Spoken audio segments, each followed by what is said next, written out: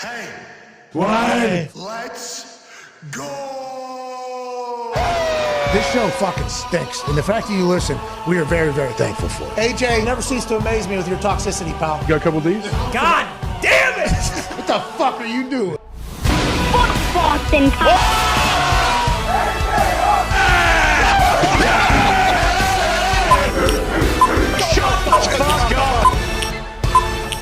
Hello, beautiful people. Welcome to our humble abode, the FanDuel Thunderdome. On this overreaction Monday, January 23rd, 2023, this show starts now. Football has 4 teams left that are vying for Lambeau. The Niners will travel to Philadelphia to take on the Eagles, who buzzsawed the New York Giants the fuck out of the NFC playoffs.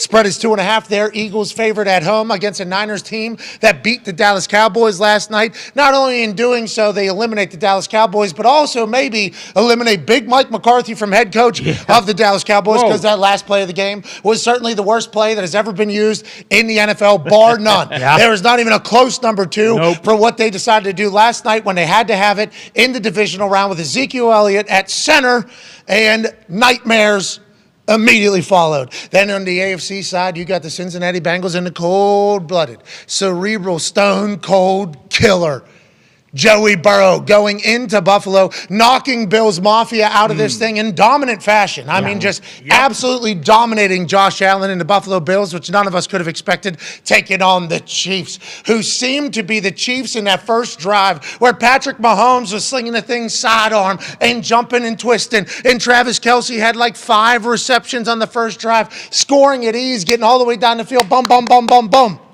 Then it all changed. Patrick Mahomes sprained his ankle. Oh, no. Patrick Mahomes was taken out of the game. Patrick Mahomes had to run on his ankle to the locker room to get x-rays on his ankle, then ran back onto the field, stood on the sideline while Chad Henne was on a 98-yard drive to score a touchdown. Shout out to Andy Reid and that offense. It seemingly works with anybody, against anybody. Shout out to Bieniemy obviously being a part of that whole thing. But Patrick Mahomes staying on the sideline waiting for the x-ray results after he had already ran on it a couple different times made no sense to me. Nonetheless, he comes back in, throws another touchdown, hobbles around. Will he be healthy this upcoming week enough to beat the Cincinnati Bengals? That'll be the conversation of the entire week. Ian Rappaport will be joining us in about 20 minutes with an update around the NFL, not only with Patrick Mahomes' health, but also other places. How about the Bengals offensive line fucking figuring it out yesterday? Unreal. It was amazing to watch all weekend. 4 teams are left. We'll chat about it all day. Cannot thank you all enough for joining us. Travis Kelce will join us in about an hour and 15 minutes after his record-breaking day where he just caught everything and did whatever he wanted. You would assume he would have got X'd by old defense coordinator Caldwell down there in Jacksonville. Apparently he did not. No. I assume Lou Anarumo and the boys in Cincinnati are going to treat him a little bit differently, but I can't wait to talk to him. Then Adam Vinatieri will be joining us. Wow. Adam Vinatieri, you've all seen him on the internet. He is jocked, so jocked right now with his kid. He's also training Rob Gronkowski for the kick of destiny. Can't wait to talk to him in about 2 hours. Also chat with him about, what his thoughts are on Tom Brady. Yeah, what's he doing, huh? What is his thoughts on the playoffs as a whole? And also Maher, who made a couple kicks last night, did have one that he missed badly that ended up getting blocked. He bounced back. Who are some of the kickers we should keep an eye on going forward? Because Robbie Gould's 28 for 28 in his last 28 kicks in the playoffs. He's an absolute stallion. He's 40 years old, had a tackle last night. Yeah. How about Harrison Butker? He had a tackle the other day. Kickers are here to show up. Can't wait to chat with Adam Vinatieri and all of you. We have overreactions from around the internet. We have AJ Hawk joining us, and we have the Talks the Table at Boston Connor, at Ty Schmidt. Let's dive right into it, Ty, because you and I both noticed this. Connor's been on. What's his deal? Cloud 11 today. It's been unbelievable. This is the most juice that Connor has had for a long time. Connor, why you all jacked up, pal? Well, it was a long NFL season, Pat, for the Patriots. And as a Patriots fan, obviously, you ride that roller coaster. But more so, it stunk because throughout those long 18 weeks, there was one fan base who said, you guys are terrible. You guys suck. You're a fat, ugly slob. And I didn't think that I deserved that for being a Patriots fan. And yes, that happened to be the Bills fans. And let me first say, I had a $500 ticket on the Bills to win the Super Bowl. I thought this was the year the Buffalo Bills. It helps me. I want them to go and win. And watching the 3-time Super Bowl champions Buffalo Bills go out there and not just get boat raced. Three-time Super Bowl. Yeah, they've won the Super Bowl the last 3 years. I don't know if you guys have been on the same Twitter app. This I is not rehearsed, by the way. Okay. He would have just kept going. I would have just kept going. Yeah, they have actually won 3 straight Super Bowls. I don't know how you guys haven't been watching the league. I guess you guys must have missed a couple No, because games. the Rams won last year. Yeah. Right? No. Bucks won. Yeah. Really? The year before. Are you that. serious? The won the year Chiefs beat before the that. Niners. And then who the won year before the Chiefs, though?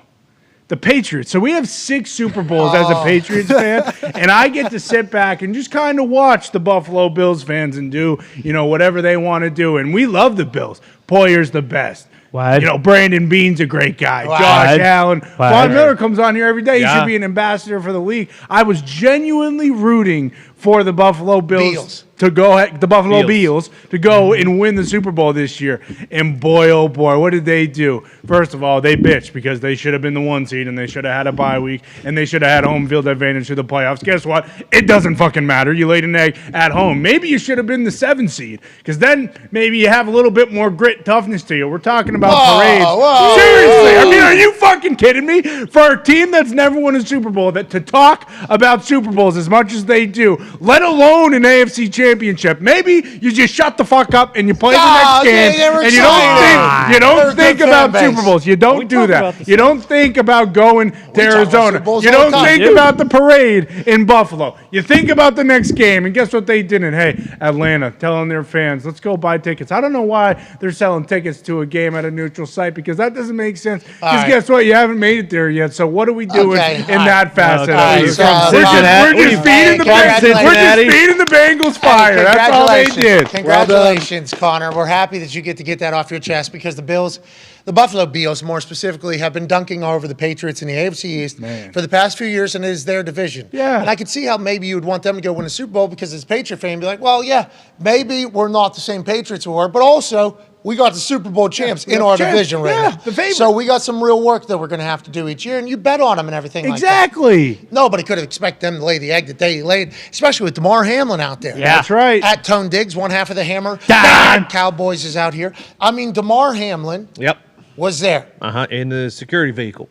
100%. Well, that's People- not what everyone's yeah. saying. The internet is the worst place on earth. It's a buzz. The internet is I the didn't wor- see that in the report. That was other people in here. You can find on the internet anything that you are seeking. Yep. And one of the things that is on the internet right now is that DeMar Hamlin was not actually at the game because he was wearing a mask the whole time. Yeah. Now, there was other reports that DeMar Hamlin maybe wasn't even in Buffalo at the time or No. whatever the case. This was wild to me because I thought it was huge that DeMar Hamlin was back in the building. I love that they had him in a side-by-side over there with a four-wheeler and that they were taking care of DeMar Hamlin. I did find it interesting that we didn't really get to see him at all, right? We haven't really got to see him, and it's his decision to do that, I believe. And the Buffalo Bills are saying that they are listening to DeMar Hamlin's advice and everything like that. But you didn't get to see him, and then whenever they showed him up in the suite, the snow was so bad. So much yeah. snow. Snow was so bad, you couldn't Terrible. even see him. So, like, we all were like, okay, we think that Show is. now, show that now. looks like DeMar. That looks like it's DeMar or whatever.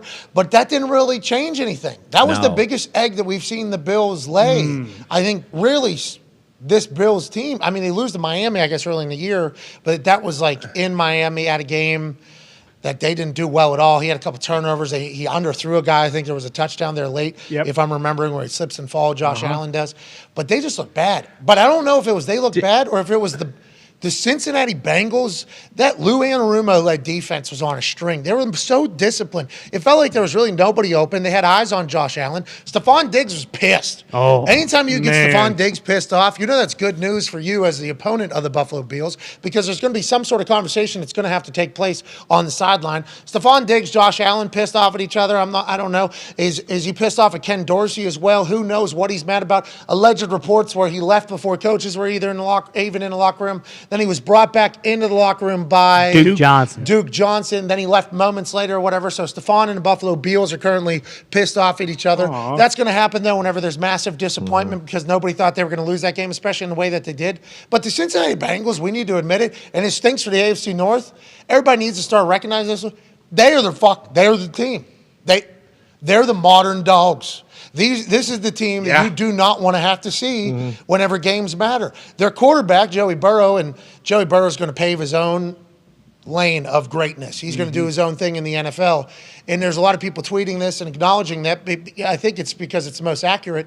He is Tom Brady. Yeah. Joey Burrow is the fucking second coming of Tom Brady. For sure. He is the guy that's going to will his team. He's the dude who's going to show up in the biggest moments. National championship game when he was with Clemson, he had his fucking ribs caved into his lungs right before halftime. I mean, we were on the I was on the field calling it. I watched it happen. Him limping in there, and just all this stuff you hear about the moxie and the cigar and the swagger. Like, think about what that does with his teammates when his team sees that their guy that is going to have a good game for us to win, and he's doing fucking look away. Oh, so sweet. In warm-ups in the middle of the snow, it's like, if that guy is that confident, that comfortable, that relaxed, and that cerebral, I feel like I'm going to be pretty confident, comfortable, relaxed, and cerebral. He is the perfect fucking quarterback. Ian Rappaport reported on his Instagram stories. We'll talk to him in a few minutes. He does that a lot. What is the deal? With the filters and all that thing. And I enjoy that. I think that's clever. I think it is entertaining. It's a different way to go about doing it. But I couldn't believe that that's where we learned about it. Yeah. It felt like it was pretty big news. He reported on his Instagram stories, which are electrifying, even though Connor's a little bit negative about the filters. Cincinnati Bengals are a problem. And I think the conversation about the neutral site game was all Zach Taylor needed to motivate the boys, because a lot of people referenced it on the team. And Zach Taylor said, we just keep ruining these NFL plans. Oh, sorry, Atlanta. Sorry, 50,000 people that bought tickets. Logistically, they're going to have to sell tickets ahead of the time. But this Bengals team's legit. I fucking love them. And I think it's a big-time problem for the AFC North. Do you not believe that is the case? No, as they are currently constructed, I believe that they are a problem for the AFC North. But, I mean, the Bengals could be Icarus. They could be flying too close to the sun. They might not be able to pay everyone. So we'll see how this franchise, who has new success, is able to handle the success moving forward. But as they are currently constructed in this current 2023 year in playoffs, they are a team to be worried about, and a team to be worried about as long as Joe Burrow is under center, because he is a cool motherfucker. He is a cool motherfucker, man. Yeah. Just not even blinking, dude. Nope. It is nothing's a problem. In that weather, with those conditions. Now, he's in Ohio. Fuck. We know that. So he grew up playing football in the snow. And I thought about that as I was watching the game. Like, that's a big deal. Now, granted, people in the South who have the warmer weather, they get to play football more like year-round. There's more training because, obviously, the weather is indicative of some shit that you can do outside in the north. So there's always a conversation about that. But I think him growing up in the snow, just even though nobody likes being cold, I don't think. No. Maybe there's a few people that do. But even in the fucking, like, cold weather, people hate the cold. Yeah. Everybody says, oh, you're from Ohio, you like the cold. That is not the case. Nope. You're always going to be cold forever. You just know how to deal with it. Joey Burrow being an Ohio fuck, I think really does help, like, the whole thing. This warm-up video that he did, this thing, as soon as this hit the internet, it was like, all right. Oh, boy. This fucking guy is... He don't give a fuck. He's the guy. The guy. Trenton Irwin's on the other side of that. Obviously, they have a great connection. Does he catch this ball or not? We still don't know. It is Joe Burrow, so I'm assuming he put it right in the fucking bread maybe. basket. He But we don't know. In the game, he didn't, so maybe. But they're able to keep this team together. They're going to be a problem. And that dude, I don't know how you figure out if a guy's got it or not. He does. You need to figure out how you find what he has. You know what I mean? Tom Brady obviously has it. All the people that are at the top of the world in their profession have what Joe Burrow has. Not a lot of people have those. There's a lot of professionals that don't have that mindset. There's a lot of great professionals that don't have that mindset. There's only a few people that do. Seems like Joey Burrow's got it. What a fucking cool thing to have, and knowing it too. When he says, my window's my whole career. Yeah. Unreal. I agree. That's a fucking incredible line. Yeah. Because it's real. And I bet you if you asked Tom Brady back like 20 years ago, what's your window? It's my whole career. That's why we're in the middle of the Tom Brady conversation that we're currently in. This is what Joe Burrow's going to be forever. Congrats to Cincinnati. Yeah. Unbelievable. And I really do think, like I said, and we were talking about it a little bit, if Mahomes is fucking unbelievable. He really is. But when, Josh Allen recently has gotten a lot of the being in that like upper echelon. Prototype. Yeah, exactly. If Mahomes is 1A, Burrow's 1B, because like all the stuff that you're saying, like very few guys. Obviously, you have to be tough as shit to play quarterback in the NFL. Like everyone who plays quarterback in the NFL is tough. Like the amount of hits he's taken in the last 3 years to just get up and respond, but also like the stuff that you're trying to find that maybe one in like 100,000 guys have. Like he raises the play of everyone on the team. I think it's more than 1 in 100,000. Yeah, probably. I'm it's saying just like guys who play in the NFL, not like just in general. Oh yeah, guys that have been in. Yeah, the exactly. league. Guys who are coming in. Like I really don't think there is any way you can emulate that or find it. Like and I think he's a guy who's had it from the get go, had it in high school, had it in college. Like and I don't. How think about him not playing though? Imagine if they would have been able to see him on the field. Because I think in practice, he can make all the throws, probably does everything and chirps. But, like, moments are when Joe comes alive. Yeah. Like, this is when these fucking guys. Imagine if he didn't transfer. So That's when, like, imagine if they just play him. Yeah. I assume you put him on the field. Joe Burrow's going to come alive. Like, that is, because it's the moxie. Is he faster than anybody? No. I assume he's faster than some people. He's probably faster than me for sure. Yeah. He can move. I'd assume I can run a little bit. I'm old though. He's faster than me. He can move. Yeah. He got the edge on some people. He can run. Yeah. But he's not like the fastest guy. Does he have the strongest arm? No. I'd assume, especially in some of those Ohio State quarterback rooms, I Right. assume there's guys that could throw like 80, 85 yards whenever he Cardale. wasn't playing or whatever. Yeah, I assume there's guys that just have absolute cannons. So he's not the fastest. Can't throw it the farthest. I guess he's just more accurate than everybody. Insanely accurate. So that's what coaches, Moxie. though, that's whenever they're picking who they're going to play, who they're not going to play, you got to, why didn't this guy play? Because if you would have put him on the field, I think he would have been the starter for fucking 5 years, obviously, immediately out of high school. He just has what's across your forehead, in the word you just said, the moxie. He just literally has the moxie of somebody who, in the biggest moments, just shows up. And not everybody has that. That's just a different thing. Big-time players make big-time plays in big-time games, right? That's the quote. That's why they are big-time players. And it's like every big-time game we've seen this fucking guy in, he has made big-time plays all the time. This dude is a legit rock star, superstar, and his hair is so cool. It's so everything about him is like the perfect fucking NFL quarterback. He's an Ohio fuck. He's in Cincinnati. He can handle everything, and they're gearing up for an extension. It's like if they're able to keep just some of their weapons, like Hayden Hurst has become an absolute guy for them. Yeah. CJ Uzama was their guy. They bring in Hayden Hurst. He's still being very productive, obviously. That was an incredible route combination that had him wide the fuck open against that particular, because I think Jamar Chase went underneath, and all eyes go to the chosen one, of course. But it's beautiful what they've done over there. The offensive line, thought they were going to struggle. I think the weather helps them out a lot. Whenever you can't get as much traction, obviously that's a great thing for the offensive line as opposed to the defensive line, because they're trying to get off and be explosive like we saw fucking Micah do. Ooh, yeah. man. Like that's what like when you don't have your legs, that's a big deal. So I think that was good for the Bengals offensive line, for that team, that particular group, to have those conditions. But still, with the way they ran their offense, Yeah. everybody's talking about how quickly Joe Burrow gets the ball out. Yeah. I'd assume that's out of necessity, because not too long ago, they couldn't protect Joe at all, and Joe was dying. So somebody was having a conversation, probably Joey and somebody else. Hey, we can't have you get Andrew Lucked. If you get Andrew Lucked, we are fucked. You are a guy.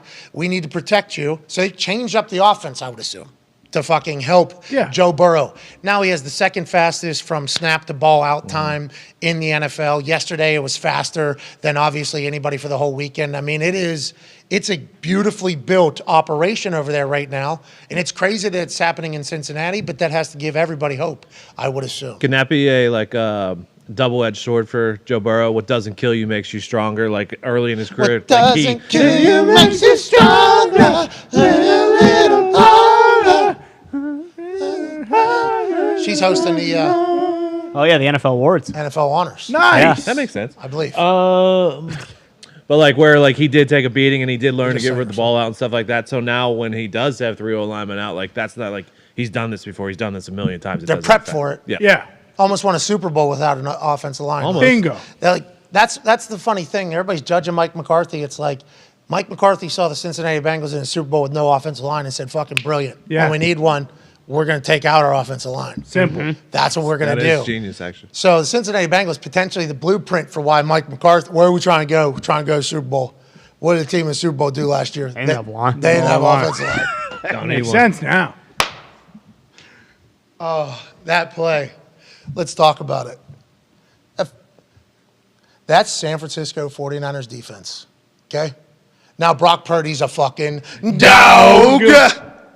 And he is seemingly a professional quarterback. Oh, yeah. Everything he's saying off the field, everything he's doing on the field is the prototypical professional quarterback. I have no idea why they're talking about who's going to be the starter going forward. Give this guy the keys to the fucking car and let him have an off season. He has the capability to put the ball wherever he wants to. George Kittle has obviously come alive since Purdy has come into the game, and that's because normally the tight end's a little bit closer to the quarterback, so there's a lot more completions and easier things down the middle. But his relationship with Ayuk and that route is filthy. Right at the sticks, first down, right on the money, perfectly timed, thrown over a guy's head, a little bit of feel inside the pocket there. Purdy does everything well, seemingly. Yeah. And he can throw the ball down the field, too. Everybody talks about, oh, he's a system quarterback. How about right on the fucking money, 20-some Right. yards down the field? I think as of like last week, he had the most 20-yard pass attempts or completions in the league, and everybody's talking about him being a system quarterback, but he's going to make long-term connections with a lot of different people, like George Kittle over the middle. What a catch. Diggs did not want to die. No. Kittle said, I got this thing. What a throw. What a play. And whenever you think about this fucking Niners team with Christian McCaffrey eating up everybody just got sucked up by Christian McCaffrey because of how good he's been. 96 is covering George Kittle on this particular What are we play. doing? Feels like a good find by Purdy. But nonetheless, this team is awesome. And everybody's burying Dak. They're like, Dallas Cowboys Twitter account Yeah. Yeah. Oh, yeah. Crushed them. buried Dak Prescott. I mean, this guy sucks from Yeah. the Dallas Cowboys Twitter account. I could not have expected something like this if I was Dak Prescott. Obviously, Dak is going to have to turn off a lot of things, put his blinders on, headphones on, probably travel to a different country for a little bit. It is very loud around Dak Prescott right now. Granted, they have a big-time win, the first road playoff victory in 30 years over the Tampa Bay Buccaneers just a week ago. Now, there's tweets like this coming from the Dallas Cowboys official Twitter account. That's that gold check, and then the NFL stamped it. Yeah, Damn. we agree.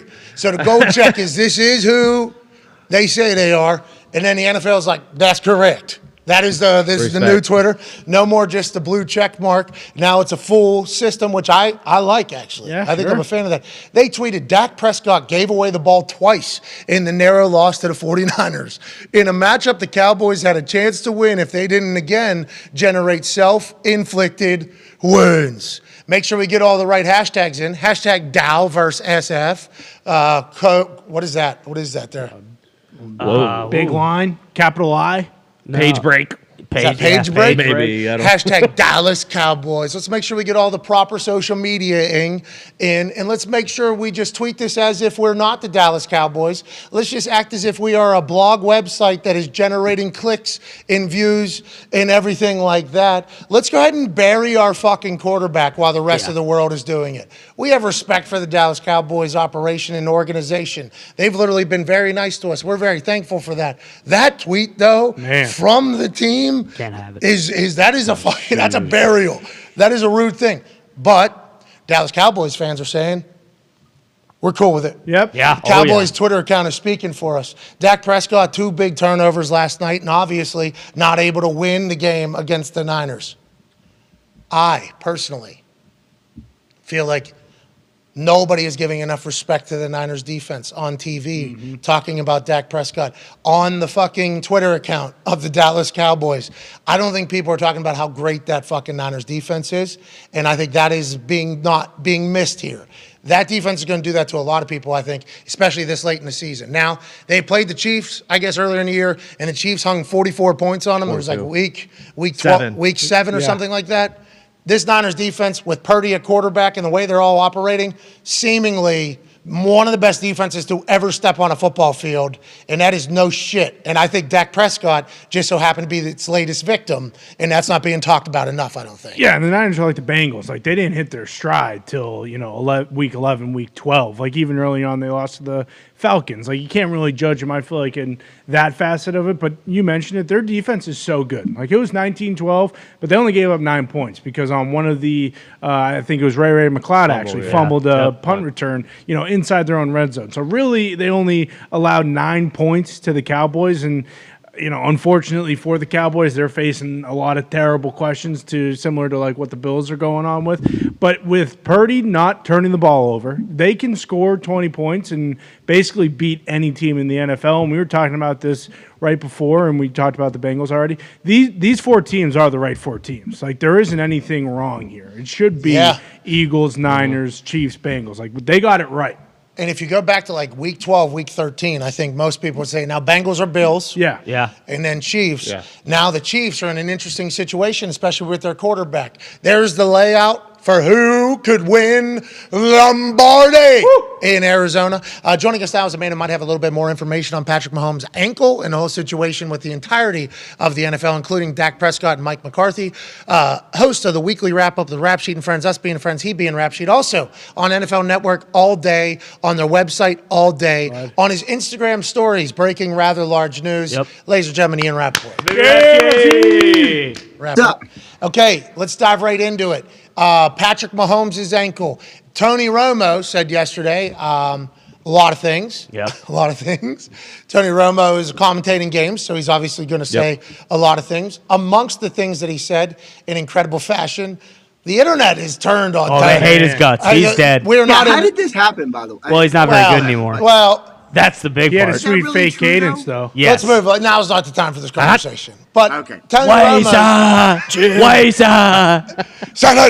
Shut it. He has his own thing. Tony Romo. People hate me on a microphone too, so I'm not going to judge. The internet was loud yesterday, but nonetheless, Tony Romo said he had one of those injuries, and he said when you're playing, you're going to get through it because the adrenaline and everything like that. He said Wednesday he's not going to be able to walk, he thinks, because of the way he went through it, and he'd be surprised if Patrick Mahomes plays next week. Now, Patrick Mahomes played, obviously, finished the game, threw a touchdown, walked out of the building without a walking boot, allegedly. What are you hearing about his ankle, and what should we be expecting for his playing time this weekend? Okay, a couple of things. First of all, I wouldn't judge the not using a walking boot because he knows that everyone's going to be on him. And if he leaves in a walking boot, it's going to be reported Patrick Mahomes is using a walking boot. So my guess is that was strategic.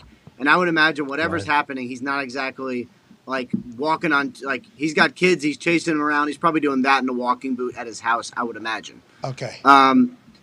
You are right, and our good friend Tony Romo is right, that yesterday and today is probably going to be a lot worse than it was during the game. Like, the fact that he was able to go out there and play is awesome, but he's going through a lot of things emotionally, whatever else. Being able to play is good, but, like, is he going to be limited Wednesday? I imagine he probably will be. Probably will be limited all week, I would say. Andy Reid called it a tweak. That was a really good sign because that is an indication, at least, even though it's a high ankle, that it's not like an overly serious one. So I would expect him to play, but maybe not be as mobile as he usually is. Okay, which is certainly going to affect the way the Chiefs' offense goes, especially with the way Lou Anarumo and that Bengals defense has been balling. Let's go back to the situation here with the ankle then that is now currently being described as a tweak by Andy Reid, which seems to be great news from where we were whenever we saw it immediately happen. Because with how they were rolling on the first drive, I mean, we thought it was potentially broken there. So he goes to the sideline. And trainer tells Andy Reid, we should get this thing tested. And you see Pat saying, I'm not getting out of the game. So then they talk him into getting it tested. He ran right to the test on that ankle. We saw was great. We saw him running to a test on his ankle on whether or not he should be playing football. So then he gets an X-ray. Then he's standing on the sideline with a jacket on. Is the reason why he's standing there because they're awaiting the exam or the readings back? And how long does that normally take? And then as soon as they get that back, he's back in the game because him watching Henne was interesting to me. Now, Henne was a dog. Oh, yeah. Let's not do that. But him watching Henne was just weird to me. How'd that all play out from your understanding? The Henny situation was amazing to me, first of all, because I think they just didn't want to take him out of a drive. Like, he was rolling, the thing was moving, like, relax, everybody breathe, let's get the exam back. It doesn't take very long. I would imagine, like, fewer than 10, like, real-time minutes. Not game minutes, but real-time minutes. But, like, you just have to be sure. Like, obviously, a game is important. You want to win the Super Bowl. You want to win the Super Bowl every year. But it's also your franchise quarterback who's going to be there for the next 10 years. So read the x-ray. Make sure you read it. Let someone else read it. Like, it's a little bit of a process, I would say. So I didn't have a problem at all with Mahomes' reaction. I kind of loved it because he was like, if no one talks to me and we don't get it tested, then it definitely can't be broken because the x-rays won't say it's broken because I wouldn't have gotten the x-rays. I kind of like that part of it. But I think once they were clear, there was like, you can go, and he was like, I can go. And was there anybody that didn't like it? Hold on, you just said I kind of like it. Was there anybody that didn't like I saw when Pat was like, no, I loved it. Yeah. I was a mess. I didn't know there was people that didn't. You're saying people didn't like that? No, people are like, no, not with the Chiefs. I mean, the Chiefs people like it. No, just guy. In general. There was people that the internet can be very critical of sideline activity. Like Dak screams like, let's go for two, and everyone's like analyzing and like, how could he say that? He throws interceptions. Like, people are overcritical of the sideline stuff. Meanwhile, if I'm like throwing a fit here in my office doing my job, like they're doing their job, nobody would see it. Yeah, which is very nice. And how many fits do you throw? What do you throw? Yeah, what? What do you throw? Are you okay? I don't throw any fits. Is everything all right, dude? Like you do. Not a big fit guy, but if I was. Okay, I got you. Yeah, you're just saying the whole world watches these guys work. So anything that could potentially go wrong is happening in a very public setting, especially if you are the face of the program. You just mentioned the person that is the face of the Dallas Cowboys, Dak Prescott. He's getting murdered today on the internet and everywhere. Talk shows are burying him because he's Dak Prescott. He had 7 straight turnovers or 7 straight games with picks. Now he has 2 against the Niners. Nobody's talking about how great the Niners defense is, but everybody's burying Dak Prescott and Mike McCarthy for that last play, which is certainly the worst play to ever happen in the NFL. Let's not even talk about any other plays that could potentially be worse than that. Let's just talk about that one and move on. Are they in trouble down there? What's going on with the Cowboys from how you hear it? I liked how you were very quick to mention that this is not like your play. Definitely not like your play. No, this is way worse. Yeah. What are you talking about? That play last night, then the butt fumble. Way. I have a take on the Cowboys play. Would you like to hear it? Love to. Okay. I don't care. Oh! Anyway. I love this. It's stupid. There's no, like, they had a 1% chance of pulling off a crazy play. They screwed it up. Like, okay, they weren't going to score. I mean, the actual odds of scoring from the 25 when you have no time left on one play are astronomically low. So, like, if you think about what they were trying to do, and we talked about this morning, we're not the only ones talking about this. We're not acting as if we created this theory. Everybody's talking about it. No, but the way we're about to talk about it, it is a good idea to get all your skill players onto the field in a potential annexation of Puerto Rico situation, okay? More speed on the field, the better. There's a time where I wouldn't even be kicking off for some occasions if I was a kicker and it was the end of the game, like you just need to squib it, it's like 3 seconds left. Put a safety out there that can keep a kick in the field, and then you have 11 people that could potentially, run 4-4s on the field for the end of it. There's always those types of situations. But getting as many skill players on, I think is smart. I think it's a good idea. Now, having Zeke at center and just hoping that they won't rush the passer, which I think was the goal of this one, was an egregious thought, especially with the Niners defense. And then them blowing Zeke up. Good snap, though. Great snap. Yeah. Zeke is going to say that forever, as he should. Look at that shit. Good form, too. Oh, yeah, that's great. So I think they didn't expect maybe just a clean rush, bull rush. I think there was a chance they thought they'd be able to get the ball because T.Y. has a couple offensive linemen in front of him down here and some space. Oh, yeah. So if that ball, so you think that's where the ball was supposed to go, to T.Y.? I think there's a chance you're supposed to get it back to the outside. Outside's got 2 speed guys behind. They got speed guys behind the offensive line. Now I've not obviously broken this down, and I'm not an offensive guru, but most of these balls end up going from one sideline to the other. So I'd assume that they're trying to set up some sort of wall, if you will, type thing. Like I assume that's the idea. But just a terrible fucking play. Brutal. History of football, worst one of all time. Are they in trouble down there or not? Mike McCarthy's not in trouble. Okay. Now, might there be some staff changes? Look, anything's possible. And I think when things don't go perfectly, I mean, there's, I think, 13 or so coordinator jobs open in the NFL right now. That might actually just be offensive coordinator. There's a lot. There's been a lot of coordinator movement this year. So, like, Dan Quinn obviously could leave and get a head coaching job. I wouldn't be surprised if there was some sort of staff movement. I just don't get the sense that it'd be like anything crazy, like Mike McCarthy's fine, for instance. But the Dak question is interesting because he obviously didn't play great. The interceptions are a problem. Obviously, the 49ers defense is awesome. Like literally the best, awesome. And they make everybody look bad. But I have two things. One, Dak knows it. He's got to be better. And the interception thing wasn't a fluke because we saw a repeated, ball non-security issues. Like, that needs to be a focus this coming year. And they need another weapon. Like, Michael Gallup had, I think, no yards. Nothing. Like, yeah, and then there was the zigzag situation there on the pick too.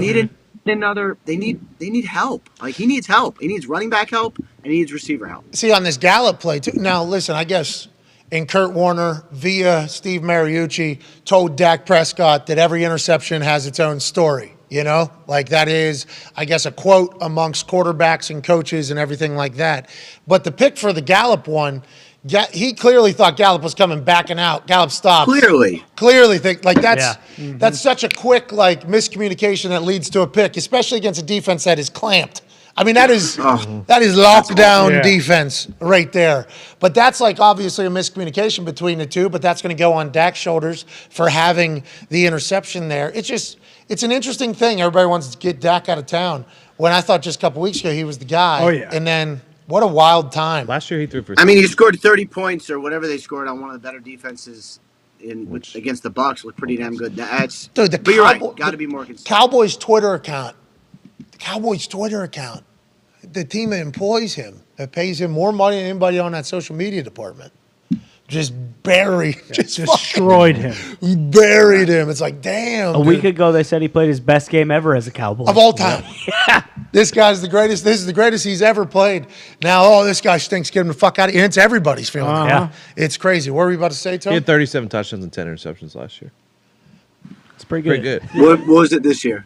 He was hurt. I don't know. I'll look it up. Yeah, and there were 7 straight there we all know about. I don't know what the math is. Yeah. Connor has a question for you. You can go ahead, Connor. Yeah, Rabshi, a lot of talk right now about Jimmy G. There's no way they start him over Brock Purdy, right? He'll come back. Or if he does come back, he'll be the backup just in case. Yeah, no way he's going to start. And I don't even know that he's really going to come back as the backup. Like, he's now 8 weeks removed from the fracture. That is, my understanding is it's more like a 3-month injury than a 2-month injury. So he's not at the point now where he can ramp up. It's still considered to be too risky for him to be going out there and running. And as of I haven't checked in over the last 2 days, but as of 3 or 4 days ago, he was still in a walking boot too. So that doesn't sound, not two because Mahomes wasn't, but he was still in a walking boot. So that doesn't sound like someone who's ready to go out there and run and be the backup. Hey. I guess anything is possible, but it doesn't sound like that's possible. Not for this week and maybe not for the Super Bowl. So Purdy just has to, and it's crazy that we're even having this conversation because they're in the middle of an incredible run. Purdy's the starter though, right? What are we doing? For this year, definitely the starter. And it's hard to imagine them starting anyone else next year. Now, maybe they come into camp and they say him and Trey Lance are competing, but even that, what more does he need to do? Yeah, I don't know. Look, well, I get it, because I'm sure if you're the 49ers, you're looking at this kid, you know where you drafted him, you know what you thought of him in the process, you know what everyone else thought of him, which is someone who probably won't be drafted, and he was literally the last pick. But, at some point, it doesn't matter where you're drafted. At some point, just how do you play? And, how could he have played better? Yeah, I don't know. And he had a $50,000 signing bonus, probably $65,000 signing bonus or whatever. His contract is very small. Not that needs to come into every conversation, but it does. It should, especially because that's how the NFL is actually treated. Let's go to another quarterback. We heard of breaking news this weekend from Adam Schefter, peer of yours, I do believe. He says that there is a real possibility of Aaron Rodgers being traded this offseason. What are you hearing? Is that an accurate assessment in your eyes? And I guess it is a real possibility. Could mean a lot of things. What does it mean to you? I mean, it's not an impossibility. Oh, real possibility. Whoa. Okay. Impossibility. So here's the thing about Rodgers being traded. Because of the way his contract is structured, a trade is possible. It's like you can do it financially. You can come up with the compensation. I think Green Bay likes what they have in Jordan Love. So, like, if they got the right package, I think they could do a deal. It would be $60 million for one season somebody would pay him. That is what he's on the books for, cash, next year. So if you trade for, let's say you're the Jets. Let's say you're the Jets and you're like, all right, we're gonna go all in. We're trading for Aaron Rodgers. You're gonna be trading for a quarterback you're giving up a first rounder for, I'm sure, probably more, and pay $60 million, which would be by far the highest paid quarterback. So cold situation going on. Could do it, but like that is an astronomical amount. What's the cold situation? You got to cut Matt Ryan first, I think. Well, Matt Ryan's going to be on TV. Yeah. He is. He crushed. He is remarkable on television. Is he? Yeah, he was on CBS. Really? He was on CBS Dominated. this weekend. He was good. Wow. He was really good. He came on our show. He was really good. Yeah. Brought Steve Weiser. Yeah, ice cold Wuds. Why? Ty has a question for you, Rap. Yeah, Rep Sheet, we heard Jonah Williams was potentially week to week. Is there any chance he goes next week? And also, just from watching the Eagles-Giants game, it looked like Lane Johnson was really lumbering and kind of, reaching for that injury quite a bit. Is everything good with him, or are we just assuming, like, hey, they're just going to kind of beat him into the ground until he potentially can't go anymore? There's no choice. He's going to play. I mean, this is like a legitimately serious injury, and I believe so he's going to have surgery after the season, and then it's like several months of rehab to get back. I mean, this is like a real injury, but Lane Johnson doesn't care because he's not a normal human, and he's going to go out there and play. And so, like, not going to be 100%, not going to be close, still probably not going to be able to take him off the field, and I don't believe he can injure himself worse. Like, obviously, he's going to be hurting, but I don't think he can like tear it worse than it is. So I would expect him. I would expect him to go out and play. What was the first part? Jonah Williams. Jonah Williams. Patella. 1 week is awfully quick for when you have sort of like a patella dislocation. Was it a sublux or a dislocation? Do you know? Did it go out and come back, or is it still out? It went out and came back. So I guess it would be a subluxation. Would be I shouldn't. I don't know. I've had it described both ways, and I think what unfortunately happens with this particular injury is most people don't differentiate, so they kind of will just call it one or the other without really knowing. So I'm not sure which it is. Usually these are 2 to 3 weeks. Like when Mahomes did it 4 years ago, whenever that was, I think he missed 2 games or 3 games. So probably better chance of the Super Bowl. Cap is another interesting one. Like I wonder if he could play this week. Ankle sprain, like missed 2 games on his 3rd week. Like they could get some guys back. Be interesting to see. Okay, let's talk about guys going back. Tom Brady's not going back to Tampa. Is that what you're hearing? I think you said that on NFL Game Day. I love that show, man. Unbelievable. I fucking love. I do. I genuinely love that show. Your appearance was something. It was pretty good. Your appearance was something. It was something. I was laughing. Okay. It was something. Huh? Something, huh? It was certainly I'll tell you something. what. No, I'll tell you, in all seriousness, so I'm sitting here at my desk, I'm working, I have my ear out so I can't hear the show, and I saw you come on, you know what I did? Put my ear in. No way! Holy shit. That's a ticker? Let me hear what this guy's saying. Wanted to hear it, yup. Man, I appreciate that. No, big thank you to the entire team over there for asking. That was very nice of them. That was a cool email to receive. Yeah. Going through my emails one morning. Hey, would you like to do this? Yeah. I would. I'm a big fan of that show. You guys run a good program. It is awesome. Thank you. I think it's a very well-oiled machine. A lot of creative shit, though. A lot of resumes that are great. A lot of great resumes. So you can get away with all that stuff. And the fact that the great resumes buy into everything even more. It's an incredible show. It is phenomenal. Thank you. But I love being on it. Yeah, you were the best part, honestly, Ian. You're the best part. There you go, Yeah, rap maybe sheet. second best. Maybe second best. Dude, Irvin is to Tom Superman. Brady. Irvin is Superman. Is one of the Top. dude, No, Spider-Man. Oh my god! Can you believe they never let me dress up? It's really upsetting. No, you dress up every day. Hey! Anyways, Tom Brady not going back to Tampa is what you said on there, and that was breaking. Yeah, that was kind of interesting. Because they want him back, obviously. But when and then he did the thing with. I started thinking about this because he's standing there at the podium talking to reporters, and he thanks them for their professionalism, and he basically says it's been nice knowing you guys, and I'm like, that's interesting. So I reached out to some people I know, and they were like, during my interactions with him, it seemed like he was not coming back. Like talked like he was not coming back. There was a finality to it. And I think the Tampa Brady situation was really, really good. Won a Super Bowl. Pretty incredible. Everything you want. They're getting a little older. There's going to have to be some retooling. Todd Bowles is bringing in his own offensive staff.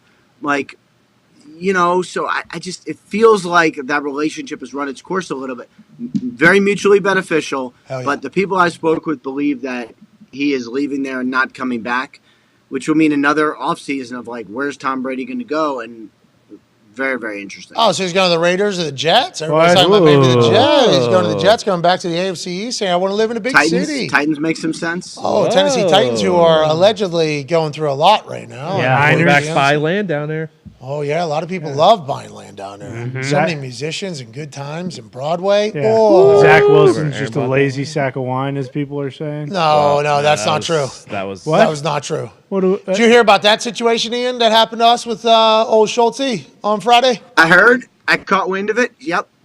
He's not? Our sources told us quickly after the show ended on Friday that everything that Schultz reported about Zach Wilson was false. What? Yeah, so that's just what our sources told us. Come on. Schultz has his own sources. He does. I don't know if he's come out and said what his side of the whole thing is, but our sources have told us that has never, ever happened. Okay, and wow. Our sources also asked us, this team is being covered in New York City and in New Jersey with a lot of reporters. Don't you think one of our people would have got that Zach Wilson was late to meetings long before right now? Especially when everyone hates his guts. Yeah. Good call. Yeah. That's a good point. That's a good point. So we updated the news story, but that is where is Tom going to go? Jets, maybe. Is that an actuality? I would imagine that is a possibility, yes. But you know who would know about Zach Wilson? Who's that? Is your friend Aaron Rodgers. Apparently they have a relationship, because I heard a story, and I'm pretty sure it's true, that Rodgers calls Zach Wilson. Have we ever told you this story? No. Okay, Rodgers calls Zach Wilson in the summer, and it's a Friday at 6. And they're chatting, and I guess Rodgers had kind of helped him with some stuff and given him some advice. Right. And at some point he stops and he's like, "Where are you right now?" He's like, "Are you in the meeting room?" He's like, "Yeah." You're in the facility at 6 o'clock on a Friday in the off season? He's like, "Yeah." And Rodgers basically told him, "Get out of there. You're going to lose your mind." He works. Now, he needed to play better football this year, but works very hard. Oh, no. Oh, no. Oh, no. Oh, no. Oh, no. Did Aaron break down the Jets? Oh, no. Schulte is ripping his hair out somewhere. Oh, no. Bad news. Oh, no. Oh, jeez. Nice. Thank you, Rap. Come down to Peru. Who told you that story? Sources. Oh, Zach Wilson's dad. All right, ladies and gentlemen. I do not know Zach Wilson's dad, but he does seem to talk to some other people, yes. Whoa, the whole family. Yeah. Hey, we appreciate you so much, ladies and gentlemen. You've had a great season thus far, dude. Keep killing it. Happy you're off the slopes and back in the office. Hell yeah. I might go skiing tomorrow, as a matter of fact. You son of a bitch. Jesus, Rap. I got to work. Look, Tuesday. I got to work. I got work to do. Zito has a question for you. Zito, what's that? No, I was saying Joe Burrow. Yeah, Ian, you reported on Joe Burrow this weekend. Is he going to get all the money? Or yeah, on your IG story. Yeah. Why'd you do it on your IG story? Now, nonetheless, great IG stories. You do fantastic. But you break on there, Cincinnati is financially ready to make a long-term deal because business is thriving. I know you got to get out of here. What is that in a nutshell? You're just hearing they're working on it? I'll be quick. It was really, it hasn't started yet, to be fair. It hasn't started yet. And he's going to be one of the highest paid. This is the offseason. They want to do it. Obviously, he deserves it. There's no question. It's just how rich is he going to get? I was actually really interested. Naming rights, naming rights to an indoor facility. They have like an internet carrier. They have their own official canned cocktail, which I love canned cocktails. Oh, wow. They're tremendous. Oh, Damn. Bengal booze. It's like they are, and it's not that they're thriving because Burrow needs a new contract. They're thriving in part because he opened the door to all these opportunities. So the whole thing is like a wagon kind of, you know? It's very cool what's going on in Cincy. we're very happy for him. We're also very happy for you and appreciative of you, ladies and gentlemen. Ian Rappaport. Rap Sheet, bring in the news. Yeah, I can't believe. Thank you for reminding me back there, boys. The Joe Burrow news is a big deal for the city of Cincinnati. You know, him saying he's going to be one of the highest paid quarterbacks, my immediate response is one of the highest. Like, what else does this guy have to do? But also, maybe Joe Burrow says, like, yeah, I want to build a team. Yeah, exactly. Maybe. The NFLPA, okay, the NFLPA would be very anti Joe Burrow giving the Cincinnati Bengals any type of discount. I would like to say, as a person that enjoys players making all the money in the world, I love it.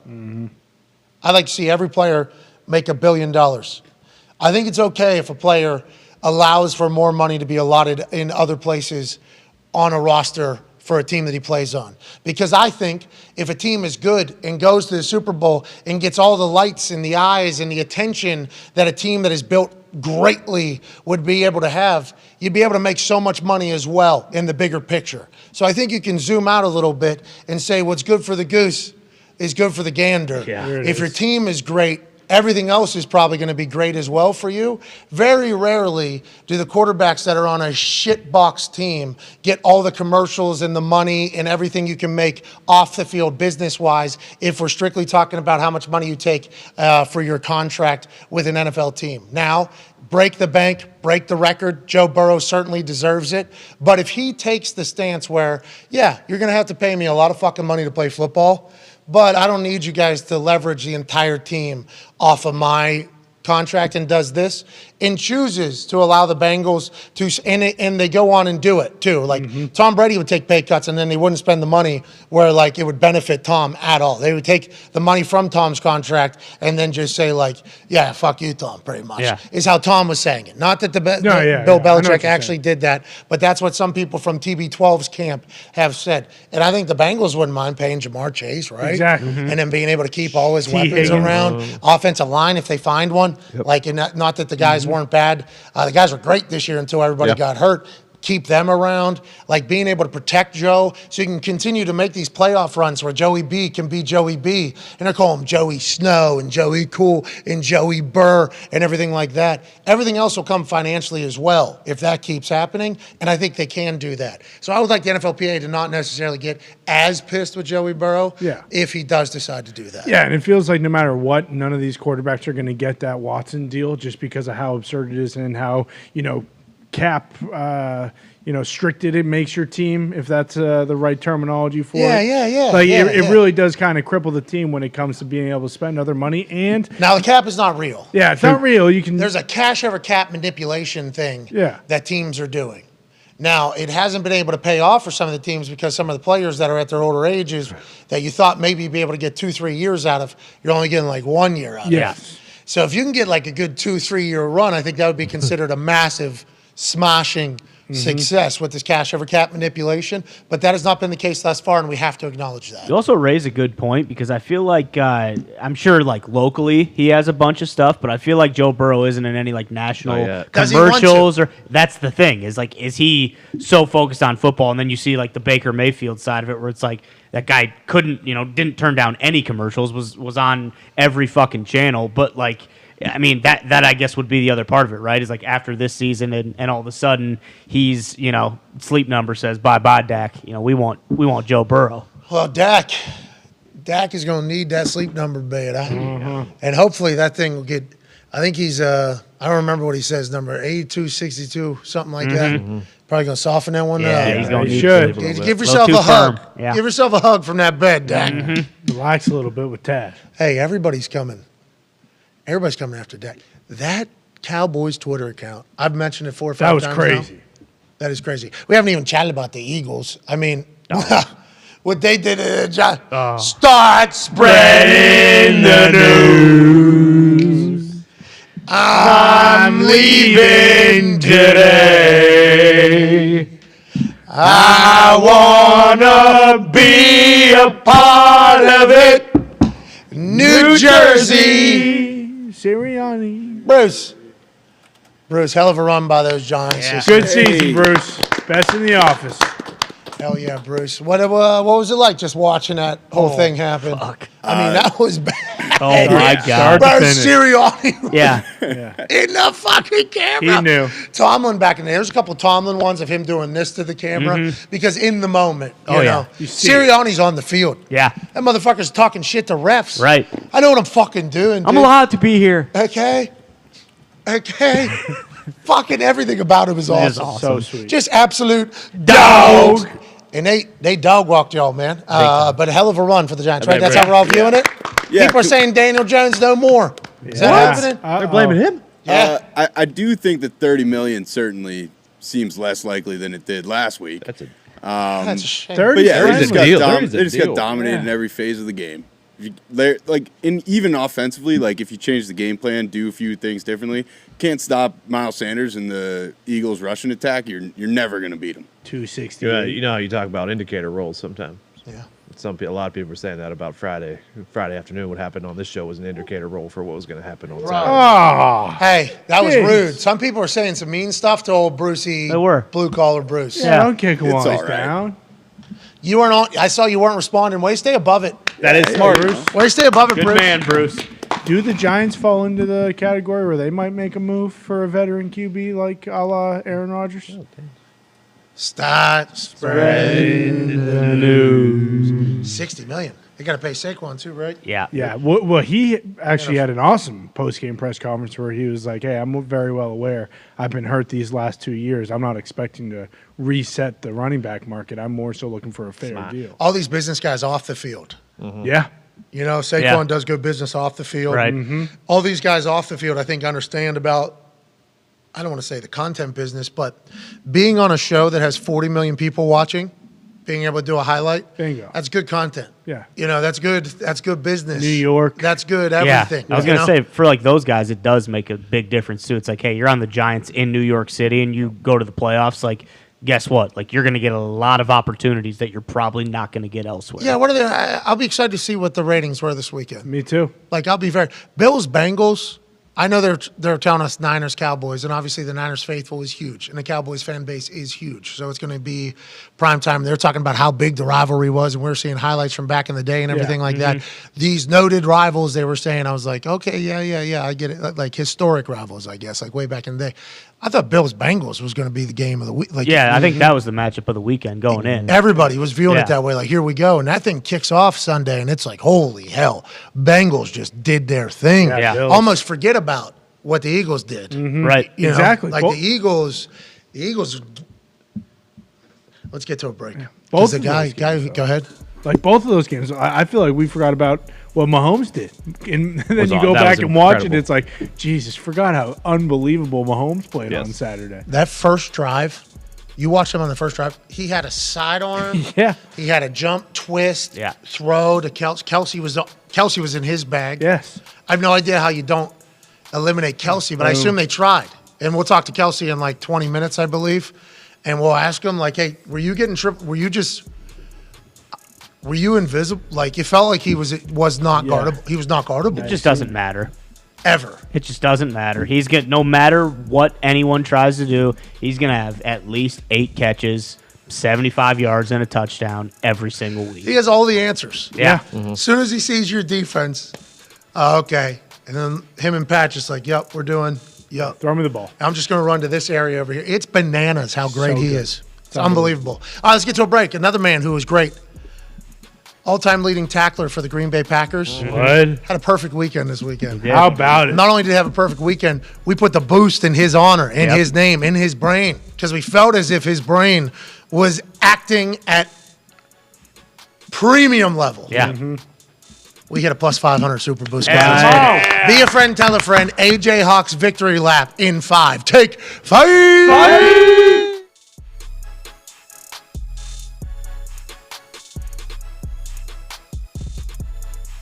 Ladies and gentlemen, a man with the dog mentality, Paisano, Coach Sirianni.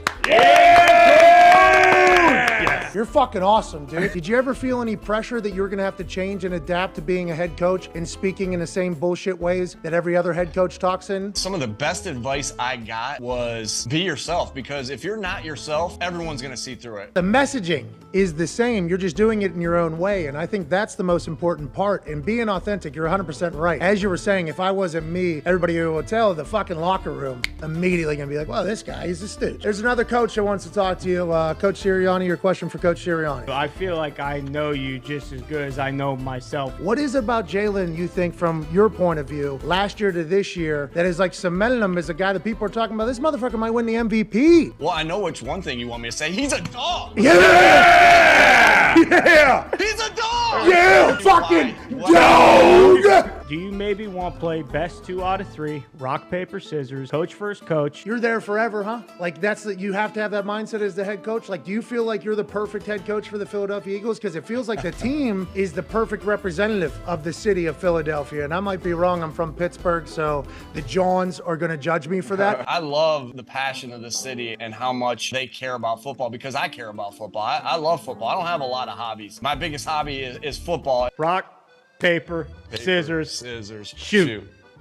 Oh, What you got? Scissors. Yeah, the same person. Okay. We both threw scissors. Dog mentality really is to be in the moment that you're in now and not worry about what happened in the past, not worry about what's going to happen in the future. It's all about our process and about being here today to make sure we're about to go 1-0 this week. That's it. Rock, paper, scissors, shoot.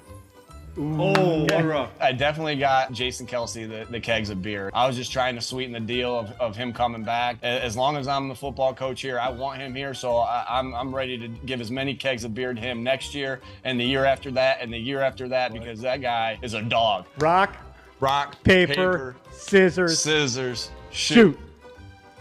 Same man. We are getting our ass kicked in this preseason game. Belichick is taking it to us. It's halftime, and we are getting booed like you've never been. I was like, paper, rock, paper, scissors, shoot. Oh, I think you might have rock there, but hey. You got no idea what I'm going to do, because you're like, there's no way he's throwing scissors again. Come on, baby. I got a damn flower thrown at me. Right? A flower chucked down. We lost to the Chargers. Boom, flower chucked down. Hey, how's your little manure settling in? That's literally what that John said as they were throwing that John at you. They were like, how's the manure and how's the flowers coming, coach? Hey, this is game 7 here. Rock, paper, scissors, shoot. Oh. Scissors again. He threw scissors again, so did I. Rock, paper, scissors, shoot. Oh, you guys are the same. Come on, hey, this is for 15 or 10. Paper, scissors, shoot. Oh! Dog mentality. I got dog mentality, coach. What can I tell you?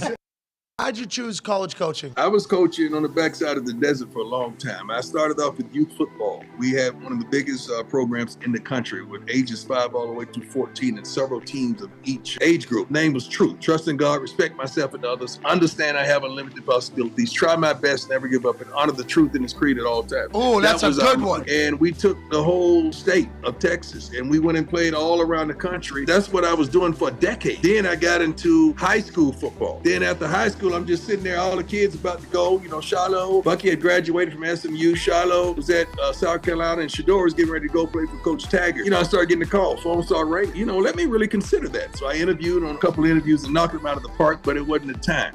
And I accepted the Jackson State challenge, a tremendous challenge, because I'd never been to Jackson. I'm like, HBCU, I don't really know a lot about it. Let me do my homework. And I accepted the challenge. Then Shador said, you know what, Daddy, I'm riding with you. And Shiloh like, Daddy, I'm riding with you. So now I got both my sons there and the other son doing all of social media. And it just became a wonderful thing. And being able to grab those guys, what the Bible says, you ride in that staff, they comfort me. Without the guys around you, you're not going to be comforted. So I learned to put some pretty good guys around me, just like when I returned punt. If I didn't have 10 dogs in front of me blocking their butts off, I wasn't going to be prime. So I've learned to always keep some dogs around me to make sure I could go do what I'm blessed to do. And that's the formula of coaching, man. Just having some good coaches around you and we're not friends of the kids. Everybody talks about these kids are different. The kids ain't no different. Their coaches have changed. Kids ain't no different. They the same old kids. Coaches have changed. Quit pacifying these kids, and they want discipline, man. They want structure. They want to be told what to do and where to go and how to do it. Colorado was the biggest job, biggest offer. Why? No. Colorado was the best job and the perfect job for me because of Rick George, because of the AD, because of his spirit and what he spoke to me. He touched me, man. I was offered more money, of course, but money don't move me. Connectivity and the spirit and being in the right place and doing the right thing, that's what moves me and motivates me. If money was it, shoot, I'd have lost this a long time. You don't come to work because of the money. You come to work because you love doing what you're doing and the money seems to follow you. That's been my formula. I've sat in all three seats. I've been the kid on the couch. I've been the parent right next to the kid on the couch. Now I'm on the other side and the coach that you're talking to. So it's not nothing that I don't understand about this process. You want it prime, that's what you're going to get. I don't know how to dress it up and flip it no other way. I got to be me. I got to be me unapologetically. I'm going to be me. Hey, we have issues with that with some companies because of that. I assume you've run into that case as well. Yeah. I'm right back out of there. They should have Googled me, did your homework, and asked a few questions because I'm going to be me. Hey, Why? let's go. This show fucking stinks, and the fact that you listen, we are very, very thankful for it. AJ, never cease to amaze me with your toxicity, pal. You got a couple of these? God damn it! What the fuck are you doing? Boston.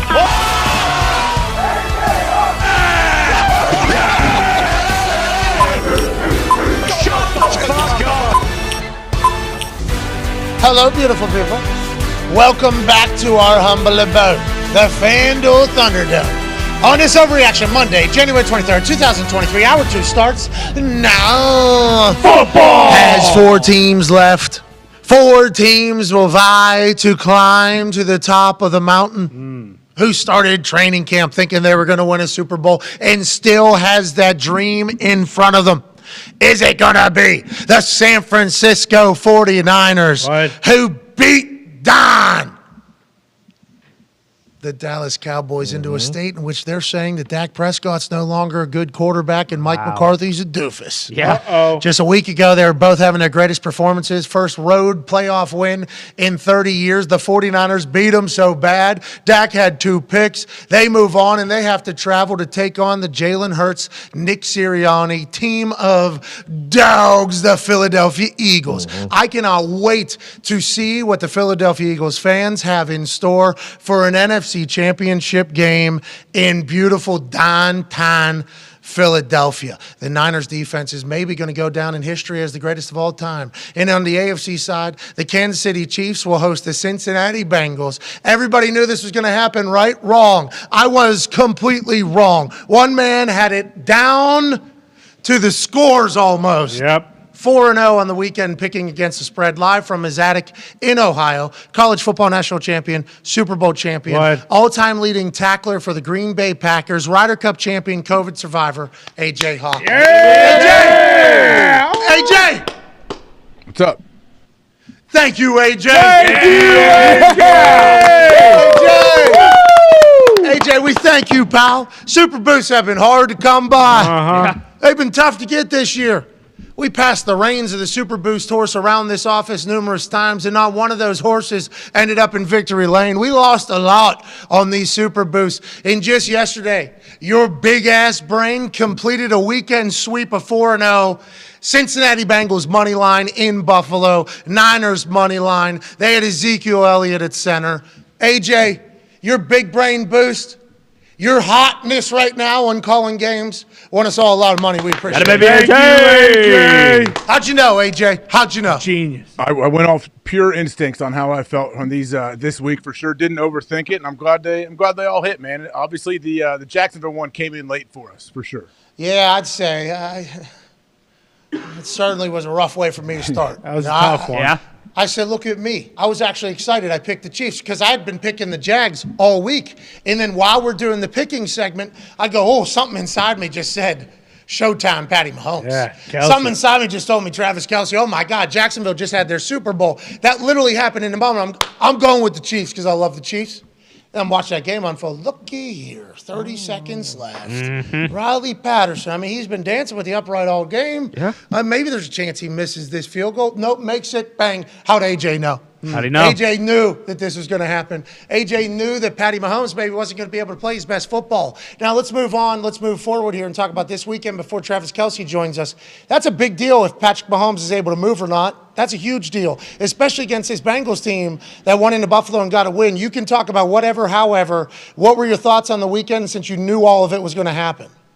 Well, Mahomes obviously gutsy performance. It was fun to watch him navigate that ankle injury, and it's no matter how he feels, he's going to be playing this week. I think you guys said Tony claims he's not playing, right? Tony said there's a chance. Tony said there's a chance. He didn't use real possibility like Schefter describing Aaron traded. He played this game. He's not going to sit out the next game. Well, Tony said, well, Jim, he said, Jim, adrenaline gets you so far, that thing's going to swell the size of a water balloon, Jim. Yeah, it will. He said Wednesday was going to be tough. He said Wednesday you're not going to be able to walk, probably have to have, crutches and everything. And then he said there's a chance he doesn't play next week, or he's not sure he's going to play next week. He finished that game. If he wasn't to play this game, I think that would go against everything that Patrick Mahomes has kind of radiated, which is he's a fucking tough guy. Yeah. He's old school. He's a tough guy, professional athlete. Now, Andy Reid described it as a tweak. What does that mean, I wonder? What does that mean? Smart. What could he say? He could be Mike McCarthy, say he has a lower body. Patrick does, and he's going to work through it this week and be all right. That's all he can say. All right, we'll get to the NFC side soon with Mike McCarthy being a topic of the conversation, especially with that last play being, once again, worst play. Yeah, not even close. What if it worked? What if it worked? Well, yeah, I mean, there's other plays that are considered worst play in the history of the NFL, but what if they worked? A lot of plays, what if they worked? But that play, worst play. Yeah. History of the NFL. We'll get into that. But let's talk about you calling the Bengals going into Buffalo, especially with DeMar Hamlin there. He did not lead the team out in the four-wheeler, was in a side-by-side, though. So I thought there was a moment there before that game kicked off where I'm like, this fucking guy. Here we go. He's standing. Yeah. He's standing in the back of that side-by-side with a flag. He's coming out there. I thought that was maybe happening. Obviously, it did not. He was in, he was out, he was up in an elevator, he was in a suite, he was through a blurry camera, snowy shot because it was snowing hard up there doing this. But I didn't think there was a chance you could go into Buffalo and get a win, especially with all that was taking place. You knew it was going to happen. Joey B's a real deal, AJ. This guy's the fucking real deal. I mean, we could talk to Joey B. It's just everything about him is poise. Whatever he does, he seems to be in the ultimate control. But their defense, too. Like I think I mentioned it before. This defense is no joke, and there was a lot at stake. Those guys, the Bengals, they were pissed. Like they were pissed about the whole pre-sale tickets and everything. We saw the comments afterwards, and I think, especially on the road with something like that, your team can kind of thrive off of that energy.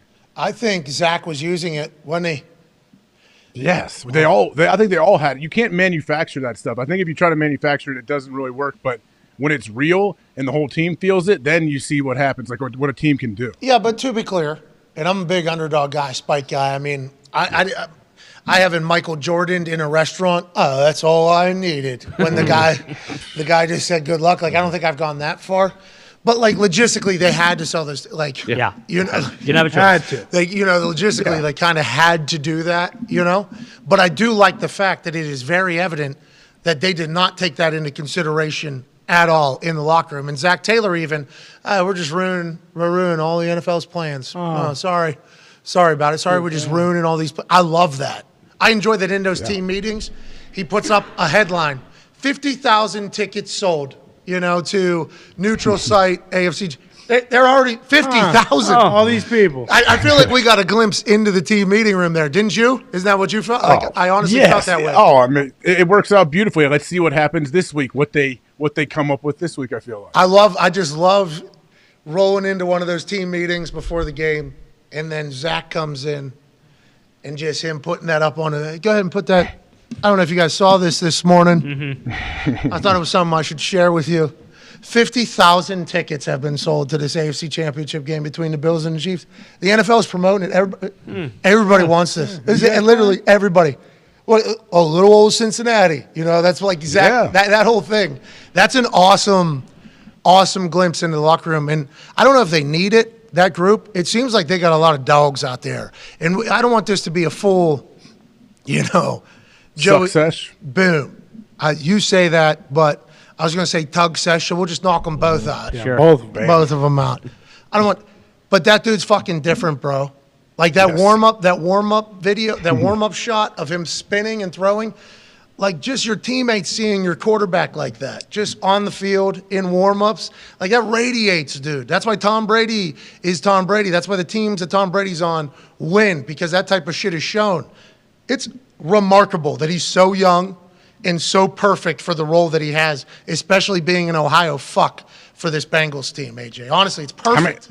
I've mentioned it before. It's like a movie. It's like a script in a movie if you wrote it. Like that's well, don't say that. Don't say that. Well, leaking information. What happened? What? We're in conspiracies now? Yeah, leaks fixed. Don't say that. He said script, so they What's wrote this guy's deal? It's on Reddit right now. It's on Reddit right now. People. AJ Hawk confirms. AJ Hawk, man who also went 4-0 this past weekend, confirms that NFL is rigged. That's a script. How does Cincinnati Bengals end up with number 1 overall pick after a guy had to transfer from one school to another, then he ends up back in NFL is rigged? Of course. It's been going on a lot longer than we could have imagined. How That's a real conversation that's happening because the NFL is so absurd, and it is crazy. Some of the stories that come out of the NFL, it just makes no sense. But Joey Burrow being like Ohio guy for this team that is radiating with Ohio, right? Cincinnati's a pretty Ohio fuck-filled place. Yeah, I'd say you could say that for sure. Very Ohio in Cincinnati and surrounding Dayton in there, right? That's Dayton's in there. Everyone coming, even the Kentucky people coming over the border. Yeah, a lot of players live in Kentucky. Yeah, like that's a super Ohio-y place. Yeah. What a perfect and they go into Buffalo. Yep. And last year they go into Kansas City and into Tennessee, like going into these places, and it's awesome. And they're financially ready, they said, financially capable for an extension for Joey Burrow this offseason. Get that done. I mean, what a play. Get it done, and you can start working on the rest of them. You're not going to be able to keep everybody, but let's see. Hopefully they can keep like a core together for sure. Guy Connor? Yeah, and they might not be able to keep everybody, but isn't Cincinnati kind of like a destination now? Like players probably want to go play with Burrow and be a part of what they have built over there. So sure, they might not be able to keep everybody because some guys like T. Higgins, they haven't been paid yet, and they still need that first massive contract. But who says they can't go and get veteran guys who might be, free agents or get cut who have already been paid, like Keenan Allen? If people will ring hunt with great quarterbacks. Yeah, exactly. And like C.J. Uzomah. Boom. He went and got paid. He had to go. Like you got to go get paid. Like that's going to have to happen, and that is one of the things that takes place whenever you have a quarterback in a place for a long time. There's different chapters almost of that quarterback with that team. It's been in a lot of different places. I'm pumped for this Bengals team. Oh yeah, like legit pumped for them because they're fun to watch. They are fun to watch on TV. And then this Bills team, AJ, did you hear what Connor said earlier? It was disgusting. Just what do you say about it? Okay, Connor, quickly, if you can summarize your feelings on your life as a football fan being from New England. Yeah, Bills think that they have won Super Bowls the past 3 years before they've even made it to a competitive AFC championship game, and they're putting the cart before all 10 of their horses that they need to do. Okay. So basically, they act as though they've won Super Bowls and have won MVPs and have done anything significant past a division title. Andy Reid is speaking to the media, is what I was being told in my ear while he was burying the Buffalo Bills Mafia fans who have another heartbreaker. And I didn't expect this from the Buffalo Bills team to be out this early. But once again, there's only 4 teams left. Bingo. Okay, there's only a couple spots. That AFC was deep. We've been talking about it. There's going to be an odd team left out this year. It's the Buffalo Bills. And New England Patriots fans feel like they're never going to be able to win if they weren't able to win with this team, how good this team was. But they didn't have Von Miller. Remember, Von Miller was a massive piece that was added to the team from last year. What does Von do in the game for the Buffalo Bills? Who knows? But that's going to happen in the NFL, and they're just all man out. Yeah, a lot of guys on the Bengals offensive line who are out too, but you didn't see them crying about it. All right, let's go pivot away from that situation in Buffalo. Hell of a year, Buffalo. Great year, Buffalo. It's hard to remember that right now. Hang that division title banner. You did it. You fucking did it. Let's go to the other side of the AFC matchup. In his opening statement on Zoom, Andy Reid said that Patrick Mahomes does indeed have a right high ankle sprain.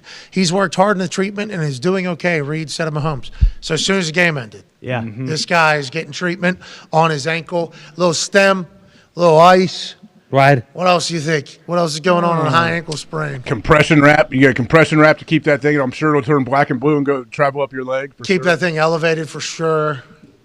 Got to keep it moving too, though. That's the problem. When that gets stiff, that's when it's really hard. Like it's tough to move. And he rolled it inside as well, which I think hurts worse. So high is worse than low, right? Yes. Yeah, but does it mean like high on your ankle, or does it just mean high meaning how you sprain it? I guess. So I think there's certainly a difference between a low ankle and a high ankle. High ankle is worse than a low ankle. I don't know exactly what the difference is. High ankle was what the Bama players and a lot of guys were getting that tightrope surgery for, I thought. Yeah, because it was worse. It was significantly worse than a low ankle sprain. I feel like high ankle usually guys miss like 4 to 6 weeks, whereas like just a regular low ankle Break sprain is guys better. either playing or play. It's 1 to 2 weeks. He'll play.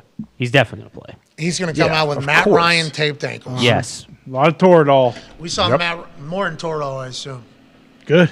I assume, right? What else? What else? I mean, what else are you going to put him on? I don't know. Is there more stuff? I Hard always assumed there was street something drugs? more. morphine. Yeah, I don't Vicodin. think so. Not these days. I don't think that's a thing. No. Man, what a baller. Yeah. What if you could get Joining us legs. now is a man who has been on the field basically every moment of old Patty Mahomes' big moment career. And this guy, statistically, is not only becoming like greatest tight end of all time, but like maybe greatest pass catcher, ball catcher in the history of the NFL. He's also a host of an incredible podcast alongside his brother called the New Heights Pod. Ladies and gentlemen, first ballot Hall of Famer, as soon as it's eligible, Travis Kelce. What's going on, ladies and gentlemen? How we doing, guys? Dude. I appreciate you guys always having me on the show, baby. I got excited when you shot me a text last night, man. Okay, good. I'm happy to hear that because I get really worried whenever I text people to come on the show because I don't want to waste any time of your life. I know you're in the middle of something important. Thank you for taking time, man, to join us. We appreciate you. Baby, every time. I haven't jumped on yet this year, man. Dude, we do this thing annually, baby. I know. This is my new thing, though. I just don't ask people to come on the show anymore. That's my new thing. I feel terrible doing it. Ask. It's a tough listen. Every time I try and I'm new to the situation, dude, and I can't ask anybody. I couldn't even ask Pat. To jump on my show. Man. It's weird, isn't it? I know you got a lot of studying to do. You want to come talk football though? Yeah. Well, that's the thing. It's like I don't want to waste any time out of anybody's life. I'd be very appreciative if you come on the show. So I never want to interrupt your show, though. People will be wanting to come on immediately. It's amazing. Hey, you need to know this. There's a lot of shows out there, and we don't need to go through every single one of them. There's a lot of shows that come out, obviously, from players, and we're all supportive of everything. I want players to be rich forever. I want them to be successful. Everybody's story is worth money. I think the NFLPA needs to start telling people that more in workshops and stuff like that. But you and your brother's show is a fucking top 2, top 3 show in the world right now, dude. When you guys are chopping it up, it is so fucking great. I'm thankful you're doing it. Honestly, you enjoying the hell out of it, I assume? I'm enjoying the living shit out of it, man. It's so much fun sitting down with my brother.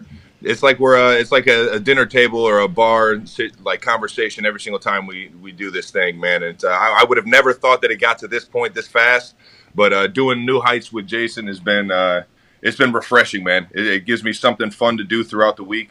And you guys paved the way, though. You guys have been doing it the right way and gave us the confidence to be able to, want to tell our stories and eventually bring in all of our friends to be able to tell our stories like you guys have done, man. Well, your show's much better than ours, so just fucking keep it moving, pal. Go ahead, AJ. We're all a bunch of lucky guys doing fucking stupid shit like this for a living, baby. Amen. You're doing it very well. Go ahead, AJ.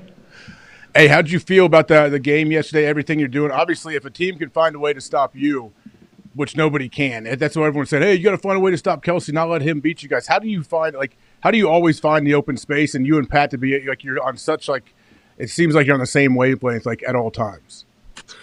Man, it's obviously a lot of reps go into all that, man. And then the defense has to be able to stop Coach Reid's offense. There's so many, as you know, there's so many moving parts. There's so many motions and formations and personnels that you have to account for, and the things that we do out within those strategies. It's just there's a lot more going on than, hey, it's third down. Let's make sure we keep our eye on this one guy. There's things that they have to be accounted for all over the football field, and that's a guy like Kadarius Toney, a guy like Marquez Valdez-Scantling, a guy like Juju Smith-Schuster, Pops Pacheco, Jet McKinnon out of the backfield. There's so many weapons that you have to account for to be able to just say, we need to stop this one guy it's obviously a lot harder than just saying that. But we put a lot of pride on being able to spread the ball around and everybody get a little piece of the pie. So it's been fun, man. Okay, so whenever Tyreek left, they said that now defenses are going to be able to maybe put a couple people on you and be able to handle everybody. Have you seen that? Is that something that you faced your entire career? And do you know whenever you're getting either like a shade or three sets of eyes on you? And whenever the game started against Jacksonville, did you know immediately how they were going to cover you the rest of the game? I felt like how they played me last game. I kind of had a clue on what they were going to do. They didn't run as much man double or man bracket, where the first game I got quite a bit of bracket in terms of like a guy being on me on the line of scrimmage and somebody kind of having eyes on me over the middle of the field. But yeah, I mean, it's just it's attacking the defense however they want to present themselves, man. And even if they are double teaming me, man, you got to have the mentality that you can't get doubled. You just got to keep finding ways to get open. Because obviously 1-5 and even Chad Henne can find a way to get the ball to you, baby. How about Chad Henne, man? You guys expected that as soon as his old ass stepped in? That was Hen awesome. dog, baby. I love rocking with that dude. Obviously, it's a crazy situation and a crazy scenario, man. But Chad Henne's always ready, baby. I know. AJ, I know you guys got that. I got a little AJ back here in the Ohio football while we're talking the Michigan Wolverines right now. But showing some love to AJ, man. I think Chad Henne's always freaking prepared, man. And you want to talk about a guy that's always in the building, talking ball, just being a great teammate, man, leading the guys, even though he's one snap away from being in the game like he was this Sunday, and then just always prepared and ready to go out there and ball, man. That's awesome. Man, Trev, what did you think of Pat when he went down with his ankle and he's over there on the sidelines arguing with Andy Reid and the trainers and everything, and then you see him run in, all of this stuff. What was your initial thoughts? Did you think he was out for the game? The way he was still on the sideline, I had a feeling that he was going to try and get back in the game. I mean, usually if a guy goes into the locker room or goes off the field for an injury, you don't see him come back out onto the field unless he's going to try and get back out. You know what I mean? Get back in the game. Yeah. So there was always kind of that sitting over the top of my head thinking that he was going to get back in, but it's just a mentality you have to have no matter who it is. You know, I've unfortunately been a part of, when Pat goes off the field, when Tyreek has been off the field, you know what I mean? Very impactful players leave the game because of injury. You have to have the next man in mentality, man. And it is what it is. No matter how great that player is leaving, the next guy's got to be able to step in and provide, success for us, man. Just be able to go in there and ball, man. And that's sure enough, that's what Chad did, baby. Yeah, and I think Chad was a great representative of like your entire program over there because I feel like you're a very details-oriented crew, right? I mean, a lot of personalities, a lot of success, obviously a lot of highlights and showtime and everything like that in prime time. I feel like you guys are one of the most like details-oriented crew over there. Is that how Andy Reid operates? And do you think he ever gets enough credit? I love how you're just like big red this, big red that. That's an incredible amount of respect you have for him. I feel like we don't really talk much about him just because he's like cheeseburgers and stuff like that. Honestly, that's a real thing. I don't think we talk about him enough. No, I don't think it's talked about enough either, man. The guy's a guru when it comes to being able to get anybody open. I said it the other day, man. He could draw up a play to get my dad a first down in the National Football League. he finds ways to just get me wide ass open, to get guys in space 1-on-1. I mean, if you can get me or anybody like that, I love the opportunity of just getting me 1-on-1 with somebody. If I can get that situation, I feel like I can have the upper hand in that situation. And Coach Reid does an unbelievable job of just finding ways to attack defenses week in, week out to just, always keep them in a reactionary position. And I tell everybody all the time, I owe all my success to this guy for kind of expanding the tight end role in this offense for me, especially in the receiving game. And I don't see myself ever, playing for another head coach, especially in another offensive mind like Andy Reid. Baby. Yeah, you guys have been a tag team that has been fantastic to watch. You're in the GOAT discussion, bro. Come on, man. Hey. Hell yeah. Hey, come on. You're old. That means you're old. That means you're fucking old. But also, hey, man, you're in the GOAT discussion, dude. You well deserved, bro. Happy for you, man. Listen, and I've been so freaking fortunate to be able to play this game and have some fun out here in Kansas City. going crazy for the Chiefs Kingdom, man. We got a fun one coming up, Championship Sunday this weekend, baby. The Bengals playing their tails off, playing what looks like their best football. I feel like we're playing our best football. It's going to be a great game, man. Did you ever meet that bank robber guy? Oh, yeah. Okay, no, I have not met him. I have not met him.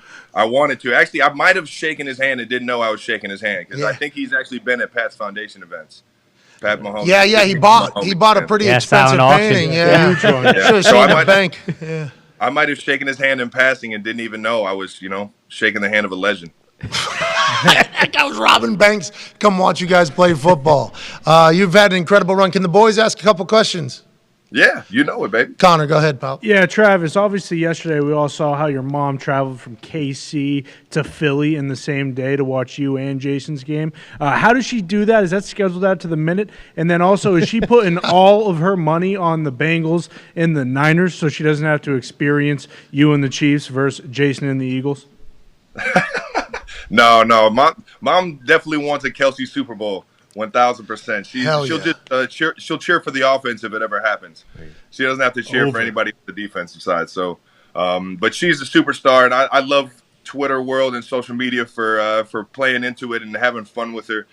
She has a blast trying to get to all the games, but obviously this upcoming Sunday, both of our games being on Sunday, she'll be up in Philly since she was in KC this past weekend. What a year for you guys to launch a fucking podcast. Yeah, genius. Dude. Smart. Huh? Hey, it's got to be rigged, man. This is crazy. No, don't say it. Don't say it, dude. Man. This is too much fun. We're having too much damn fun, man. Too many people. Oh, my God. The script is Reddit leaked. is going bananas. Yeah, jeez. Boom, boom, boom, boom, boom. Well, I don't know if they could script a better tight end.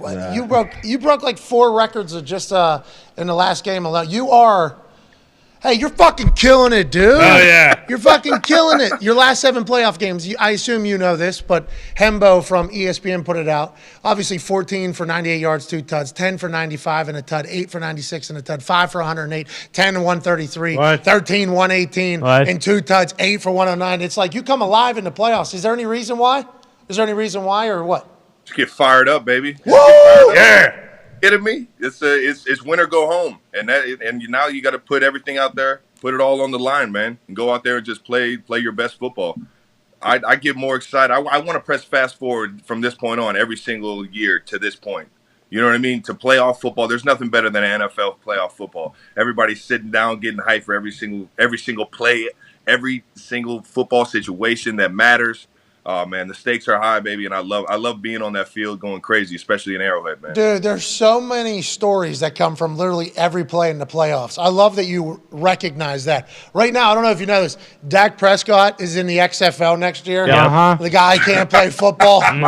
Mike McCarthy, he's fucking coaching in the USFL. Yep. That's what playoff football is, though, and I love that you respect that. Tone has a question for you. Kelsey, how much is it like you're rolling the offense a feel, and like how often are you surprised? Because I feel like you come off the line, and especially in the red zone, you're just like, fuck, no one's around me. I'm just going to sit this thing down right here, and obviously Pat finds you, and you get in all the time.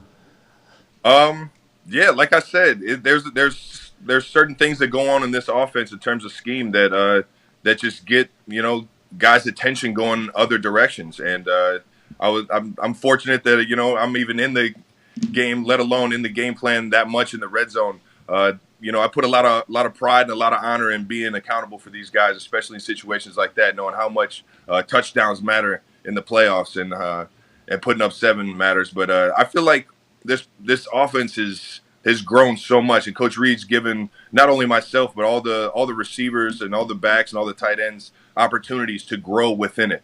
And what that means is, if there's something that Pat likes, or if there's a certain route or a certain way I can run my route, depending on what the defense is doing that Pat likes, why not make it easier on 1-5 back there or Chad Henne or whoever's back there at quarterback, man? So you know why a lot of it works, though, is because you're such a monster blocking. Yeah. Why, dude? Got to get after it, baby. Yeah. You got to get dirty, man. You got to get dirty in the playoffs, baby. Yeah. Sticking your face in the fan every time, baby. You got to love that shit. I saw Harrison Butker do that. Literally tackled a guy with his face. Hell yeah. Literally tackled a guy with his Big face. time tackle. Hell yeah. I'll tell you what, that returner, man, he was hitting it. He was when a guy catches that thing on a run like that and just flies fearlessly. I mean, that gets you going. That's a momentum booster for sure. Yeah, that guy was a real problem. Harrison Butker said, "Let me run my face into that." But there's been a lot of big time special teams plays. Agnew is a beast. Boom, tax him in the face. Tax him in the face. That boy Harry. Is that what you call him, Harry? Harry Harrison Butker, baby. Yeah, he's a dog, huh? Butt kicker. What happened? He had a sprained ankle this year. Was that this year? I think so. Listen, I know he was just nailing them a few 50-yarders in the snow or the sleet or wherever we were playing in Arrowhead this past weekend. So he's rolling right now. Guy's got a mass. Listen, ain't nothing holding Harry back from hitting some big time kicks for us, man. Okay, we're gonna start calling him Harry from now on. Ty has a question. I'm not sure if he loves it, but he.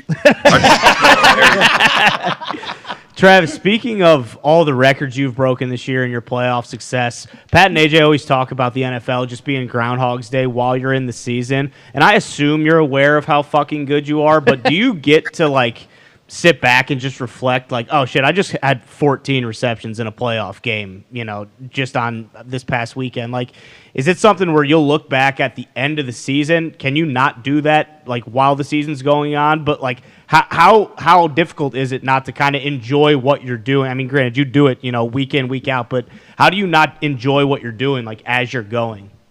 I love this shit every day, man. I love coming into work. I love going into practice. What? You know, the grind of working through the discomfort to be able to be on time, to be able to be perfect come Sunday.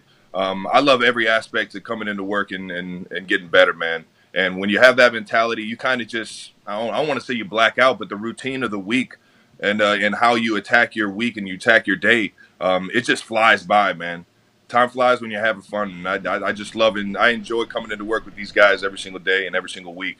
So the year kind of flies by. It gets a little static there around week 10 to like 15. But you can always get juiced up towards the end of the season, especially holidays come around, New Year's comes around, and then playoff football is right around the corner. I've been fortunate to be able to play in these big-time games.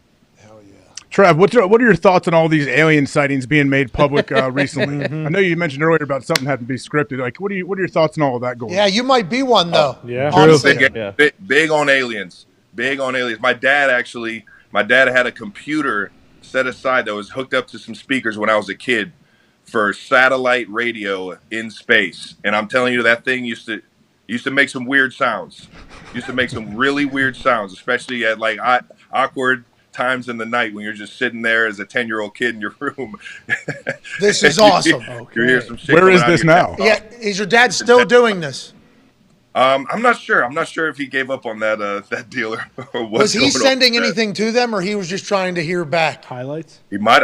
That's a great question. I think I need to dive deep more into this thing. I just remember asking him what it was, and he said, it's just a radio waves in space. It could be. But I'm a firm believer, man. They're out there, baby. You might be one, honestly, at this stage of the game and watching what you do. How many? We got 10 years left. Or are you even thinking about that? Never. I'm telling you, man. I'm enjoying coming into work every single day. So I don't plan on leaving this thing anytime soon. That's for damn sure. Well, we're lucky for that then. Good luck the rest of the way. We appreciate you making time. That picture of AJ right over your shoulder there is classic. Go Centerville. Hey, go Elks. Go Elks. Go Elks. Ohio football, baby. Hey, that's right. The Ohio fucks have mastered the sport of football, and two of them have a podcast called the New Heights Pod, and it is amazing. We can't thank you enough, ladies and gentlemen. Travis Kelce. Hey, New Heights is really good. Him and his brother are fantastic. Yeah, unreal. Legit. Everybody that's watching has watched it, so we're not speaking to anybody. Good merch, too. Great merch. I got a hoodie. It's in my office. Should have wore it. Damn, he's gone. Missed opportunity. That's all right. Missed opportunity. He's. We were talking about Patty Mahomes there. He said Chad Henne back there or Patrick Mahomes in one of his answers. So I guess that would lead us to believe that the option's on the table for both because everybody has a brain. High ankle sprain is the diagnosis for Patrick Mahomes. We feel that he'll probably wrap that thing up and be playing football, probably in a shotgun more often than not, if we had to guess, just like whenever Big Ben Roethlisberger wasn't able to move, or any of the quarterbacks of the past that we've seen injuries for. Andy Reid can drop offenses for anybody to get open. Travis Kelce said if Andy Reid had to, he could draw a play to get my dad, who actually has a satellite. Yeah. Respect. Sweet.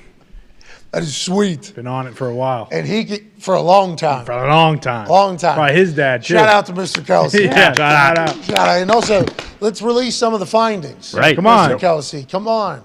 But anyways, he could drop a play for my dad to get open. Okay, here we go. So let's just, Lou Anarumo's going to have a plan probably for a couple different things now. Is this almost, this is more for Lou in the Bengals or no? What do you mean? Well, Patrick Mahomes playing, Chad Henne playing. Do you have to prepare for both? Is it the same offense? What do you do here?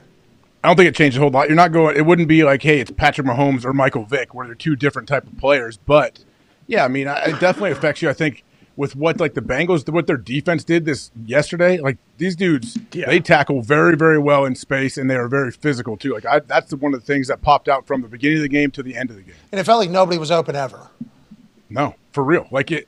Yeah, they played unbelievable on defense. Very slick conditions, too. Like you could see almost, and I assume the film's going to show this, a couple ball players, ball carriers, seem to be a little tippy-tappy, scared of the snow. For some reason, the Bengals were able, defense was able to just lock down. Normally, the slick conditions do not behoove the defense, right? D-line, secondary. It's hard to get a push off, like especially D-line and edge rushers. Like it's hard to get that initial push, that get off that you need out of that snow. But it seems like the Bengals handled it very well. So to be able to hold a team that is offensively efficient, to say the least, to 10 in those conditions, fucking unbelievable, honestly. Yeah, especially when you're talking about just like the footing of the players. Like when Joe Mixon was getting the ball, it felt like he was faster than everybody else on that field, and maybe that's just because they're more prepared for it, whatever. What you said about Mahomes and like Andy Reid kind of gaming it, if he's in shotgun more, you think they'll almost pull from like what the Jags do with ETN, where instead of doing long stretch plays, it's more just quick extension of the run game, tosses to Pacheco out wide already, like almost adjusting split the playbook. Yeah, split back in. Couple sidecars. Probably try to keep an extra guy in than you normally wouldn't have, so Pat doesn't have to, buy time like he normally does. How about Pacheco, how he runs? I love it. He just after every run too, though. After every single run, he gets up so juiced and looks like, hey, give me the ball right now. I'm with the ball again. Like I don't even want to wait for the play clock. Like he is. I just love it. He runs violently. Yeah, he does. It just feels like he's running fucking as hard as he possibly can, and he's running faster than everybody else. Like optically, it is an intimidating run, I think. Entertaining as hell. But he runs fucking so hard, optically and actually. I love it. What a pickup. What did he say, 4th round? Seventh round from Rutgers. Is it Rutgers? Yeah. Yeah, I tweet. He didn't have much blocking at Rutgers, did he? Is that why he slid under the radar? I don't know. I guess 7th rounder. Dude, how fast he's got to be able to fucking run. Yeah. Exactly. CH is like an afterthought, though. Yeah. He's gone. Yeah, he was a dog too. First round pick. He was a real player. He was a real guy. But Pacheco, Pacheco is an absolute doubt. Yeah. And the Rutgers football quote tweeted and put the dog emoji. Hell yeah. And I was like, Rutgers loves this guy. They knew. Yeah. Pacheco fucking goes so hard. And then you add in the Travis Kelce. I mean, the AFC side is awesome. Let's go to the NFC side. We have not talked about the Eagles just beating the shit out of the Giants. Dog walk. They look so good. Sirianni's awesome. I almost feel bad that we're not talking about how great they looked more, but it's tough with all the other shit going on in the NFL. The Eagles were fucking unbelievable. They did what they expected to do, it felt like to me. Like that's what Sirianni and this team expected to do in this game. And I think it comes from Jalen Hurts. Like it starts with him. And you mentioned earlier when you have a guy like Joe Burrow, it trickles down through the rest of the team. I feel like Jalen has a very similar situation. We heard Nick Sirianni talk about him being Michael Jordan out there on the field, which I don't know what other generations feel like. For my generation, that's the greatest compliment you could ever give an athlete. Absolutely. And Sirianni said, I don't even want to say this. And then he said, no, I will say. Like, he even second-guessed saying that he's Michael Jordan out there because how calm he is, how competitive he is. Right. Whenever I tweeted that what a catch by Goddard. What a fucking catch by Goddard right there. But only can catch it that way if it's a dart, right? Because the gloves can help. But that thing has to be a perfect spiral to get a one-handed grab like that, dart that thing. And Jalen Hurts throws a pretty ball. He seemingly can break through any tackle if he wants to running it. And the offense is very sophisticated with all the weapons that they have. It is awesome to see the Philadelphia Eagles play football. When I tweeted that Joey B is the coolest man on earth, a lot of humans responded and said, excuse me, that John over there in Philadelphia, Jalen Hurts is the coolest guy of all time. Valid. What he's been able to do with this team, where they are, where they were, the questions going into the season versus the questions now. This dude's the fucking real deal. And Sirianni, we have an entire collage of Sirianni being awesome on the sideline, a full clip of it from the he knows it too. He's in the game. He is playing in the game. He starts out spitting on himself. Yep. Yeah. Hell yeah. That was a little thicker than I thought. That's understandable. Then there's a chest bump with Spike Man. Yep. Shane Spike Man. Steichen, shout out to Gronk, having a good time. Then there's the look at the camera, nodding. Yeah. How you doing? Yeah, that's me. Is that strength coach right there? For sure. He has a tat sticking out of the bottom of that. I mean, it's just a perfect storm of everything happening awesomely for the fucking Philadelphia Eagles, and it matches the city so perfectly too. It's fucking, what a team, bro. What a team over there. What a team. But though we have seen in the NFL, if they go lay an egg next week, all of a sudden everyone wants to blow the team up and fire everybody. Like, that's how quickly we can change. So the NFC East could have, real conversation because the Cowboys lose, fire everybody. Giants lose, embarrassingly. Move on from Daniel Jones. No. They just do that whole thing. The NFC East still could implode. Definitely. The NFC East could still implode. They had 3 teams in the playoffs. And with how those teams are talked about in the NFC East, could still become a massive implosion over there, which would be absolutely wild to think about. Don't you feel like, though, it's hard for them, the Eagles, when they have 4 guys on the D-line who are double digits in sacks? Hassan Reddick has 16. They have that O-line. Like, when you're that strong in the trenches, like they are and like the Niners are, which is this matchup's going to be awesome. It's hard for teams like that to lay an egg when you're so stable up front, I feel like. 2.5 point spread, Niners Eagles. It is trenches, old school type football feel this weekend, but there can be explosive plays. I think both of them have made explosive plays, although they are so damn loaded in the trenches. I believe it was, which article? Peter King? Peter King's article talking to Sirianni, who said that his dad always told him that a team goes as the O-line and the D-line goes, pretty much. Well, that was the quote. Now, Sirianni was a coach down there at IUP, Indiana University of Pennsylvania. His dad, longtime football guy. He said in Mount Union, he said you win in the O-line, D-line. That's how a team is constructed. And as Peter King was talking to Sirianni, talking about his old Paisan man and, IUP days, Howie Roseman walks by, a man who built this team incredibly.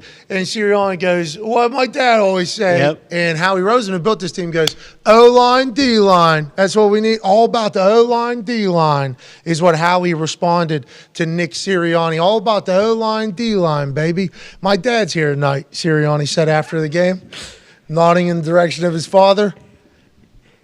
And the first thing he told me when I got in coaching was it's always about the O-line and D-line.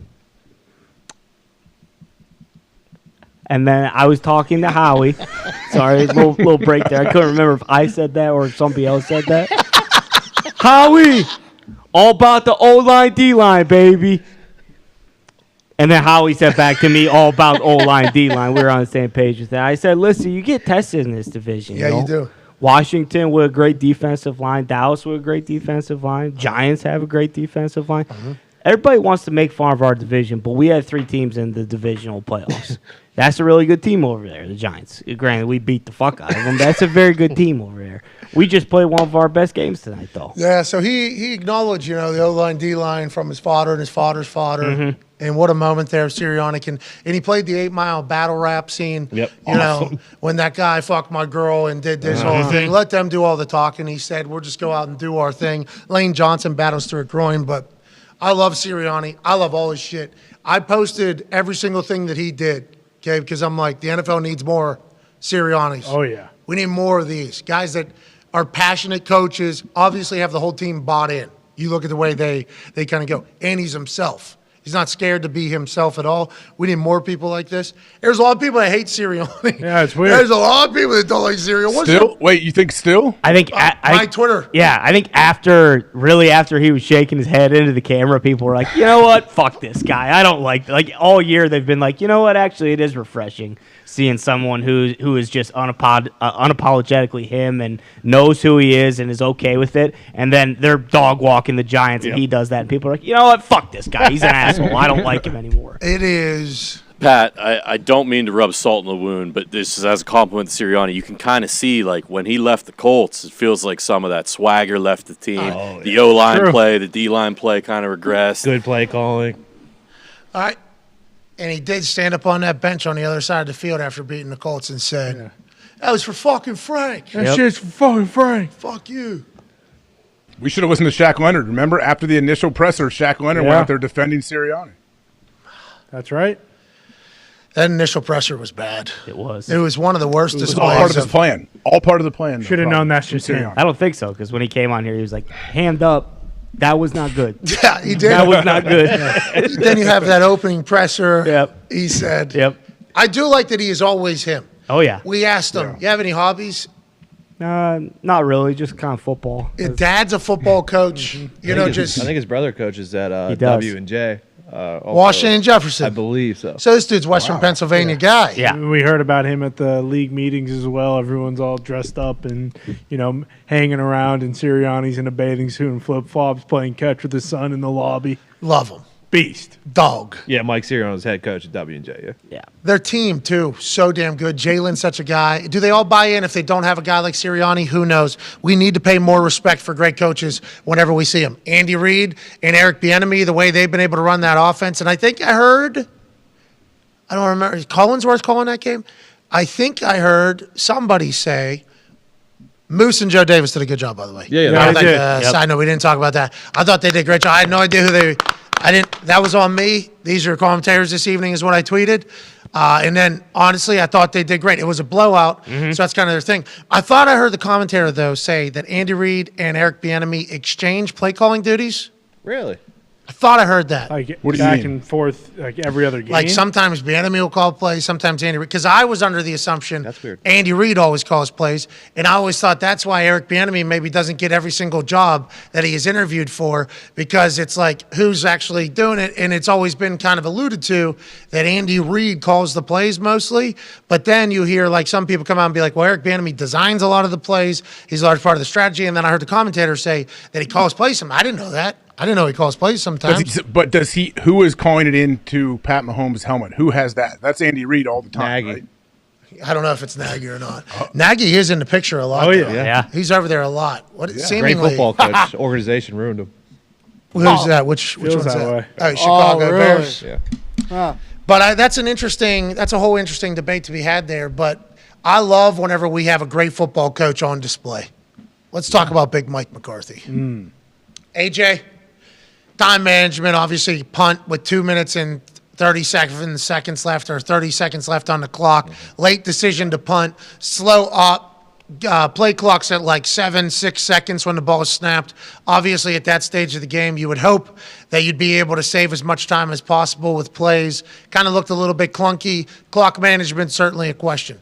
Then when it comes down to the final play, real offensive guru stuff. Let's get all of the talented skill players on the field. Let's get offensive lineman players off the field, maybe or in different positions, so we can utilize their advantages in a play that normally doesn't get to.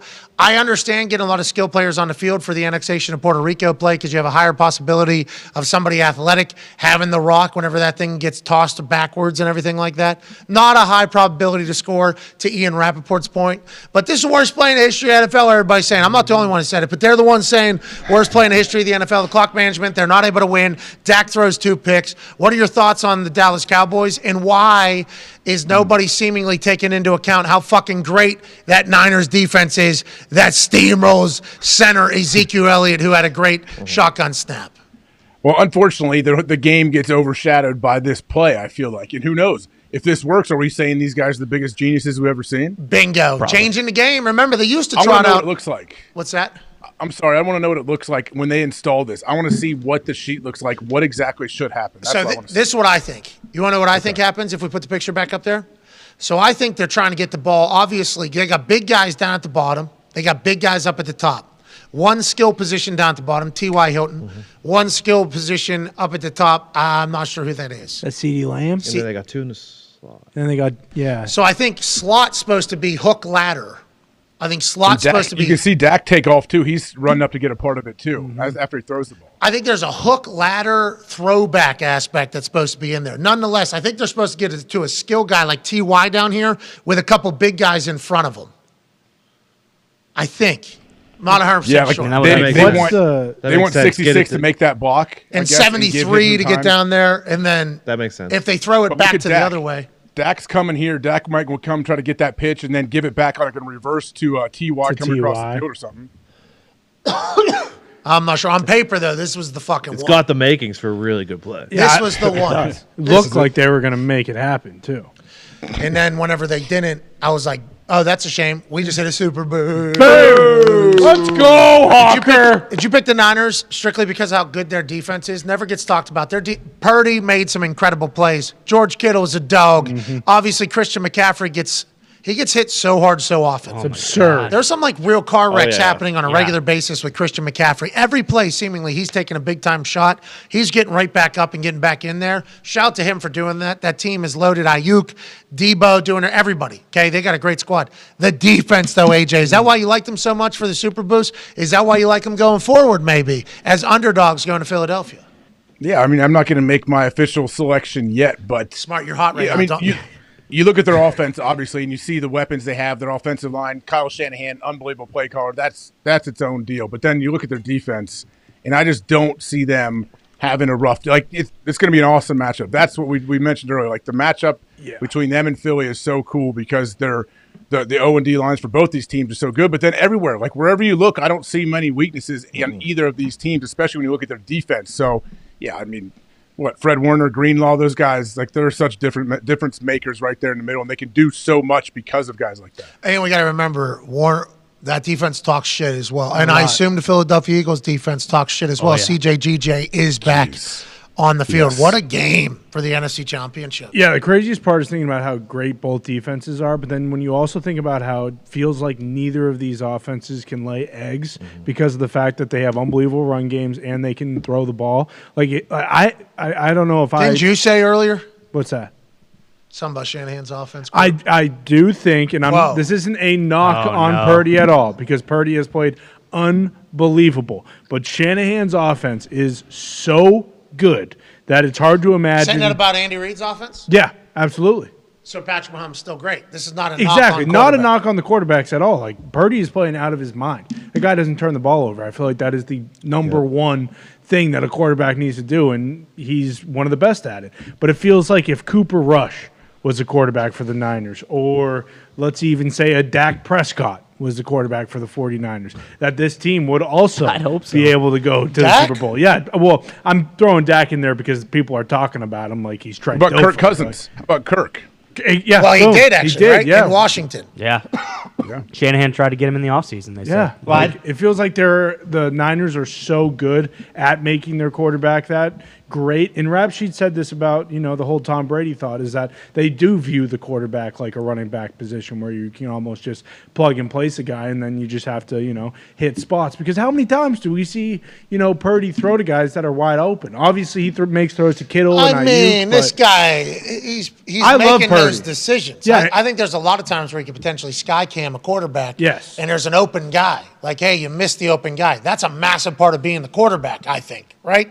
AJ, don't you think? Of course. Yeah, being no accurate. question. Yeah, like Purdy is making the right decisions as Yeah. well, which I think is not being. Which people think it's, I guess, yeah, they think, I understand Kyle schemes him up. Kyle is unbelievable. I think he's so good, but he still has to make the throws. He still has to make the plays with all the pressure on him, everything about it. And each week that we continue to move forward. The game means more and more, and he knows every single throw. There's so much riding on it. 36 to 35 right there, strike on a rope. He's Third also read. way more athletic than people give him credit for in terms of like escaping from the pass rush and like keeping plays alive. Like I feel like people just think he's just like some statue back there. Like He's got that little hezzy. he does, and there have been several times in the playoffs already this year where it's like him keeping those plays alive have resulted in him breaking out and throwing a touchdown pass. I concur. All right, let's get to a break. On the other side, we have a fantastic conversation coming. Here we go. A man who is super jocked, AJ.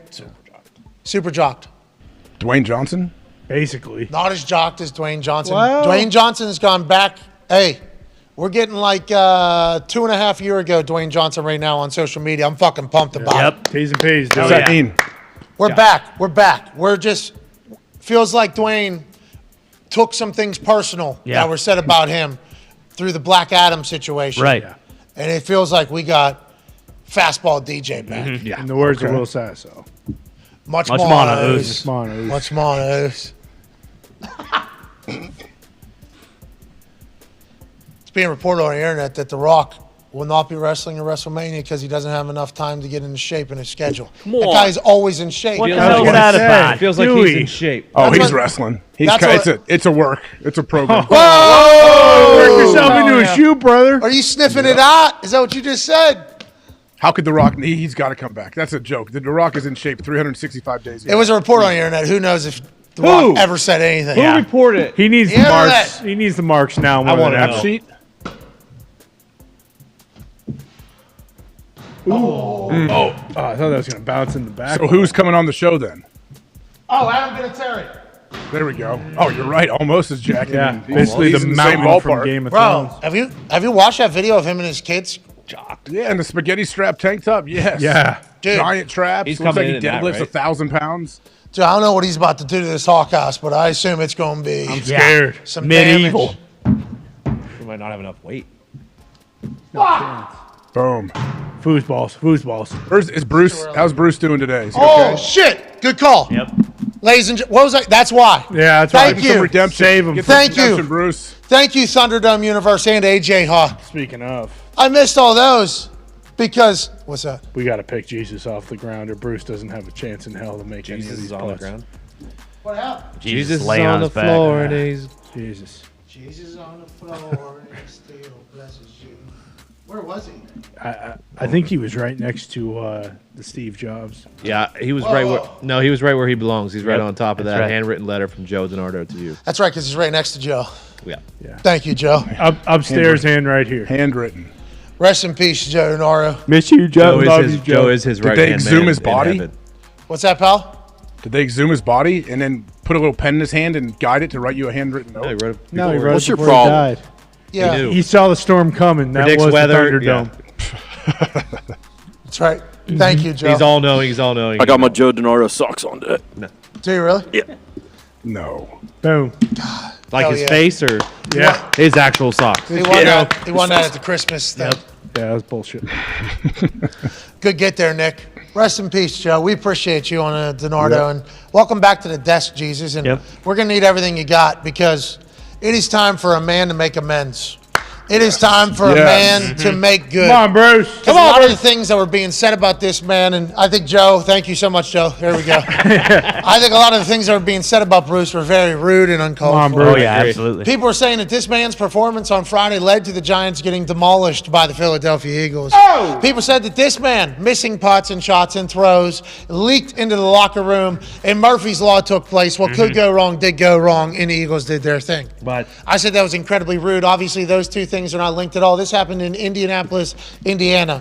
And Bruce is not on the team, but he was potentially not a positive note going into the weekend for the G-Men. No, he was. Now it's time to make amends so that Danny Dimes, Saquon Barkley, and Dayball and that goatee can maybe win a Super Bowl next year. Here we There you go. go. Bruce, it all comes down to this. If you can make one of these 5 putts, Just one. just one, Okay. He might make them all. the New York Giants Wow. might win the Super Bowl next year. Maybe. oh, is that a lefty putt? Yeah. Yeah, brought it in. Had to. He is a lefty that had to use a righty putter last week, so he was against the deck to begin with. Look at the setup. Here you go, Bruce. Bruce, 1 of 5, and 15 people will win Get your $500. AJ has some things to say to you, Bruce, before you make your first putt. No, why does he always put his heel like in that hole? He always stands right on top of it. That can't make you feel comfortable, Bruce. He's wondering why you're standing on the hole in the middle of the green. Always. He does that on the tee box too. He puts his foot right on the tee marker. So awkward. That's why, because he doesn't want to back the putt up. Do your thing, Bruce. Yeah, he can't hear me. This is a bad start. We need to just let Bruce be Bruce, or else he's fucked. Bruce, you go 1 of 5. 15 people will win $500. And also, the Giants might have a chance to win the Super Bowl next year. Oh! That's what the internet's saying. Blue collar Bruce with a goatee. Bang! Oh! See you later. Oh! He's a lefty. Wow. Look at that. Wow. Redemption! Hell yeah. Hell yeah. He was always a lefty. Bruce. What am I, chop liver? Bruce, you're good. You're good. You're good. Yeah, Hey, you killed great it. job, Bruce. Way to go, Bruce. Way to go, Bruce. 15 people, $500 to retweet this video, say something nice to somebody, and put their cash check in there so we can pay you officially on Cash App. That was awesome. Butter. I needed that. Didn't you? Yeah, I mean, obviously he's a lefty. We screwed him by having him putt righty last week. Well, also, he has had 18 weeks to bring in a lefty putter. That is right. Has chosen not to. So, He also missed, 14, 15 shots at the hoop before we got to the... no. We don't need to talk about that. No, we don't. No, you're right. He You're went right. 101. First putt. 15 people win, and the Giants back on the board for maybe a Super Bowl next year. Unbelievable. Let's go. Way to go, Bruce. I do fear, Bruce, that not as many people are going to see that Yeah. as the people that saw all the other stuff. Or care about it. Yeah. And that's game, baby. That's just the way it goes. Be a friend, tell a friend. We're back in 5. Take 5.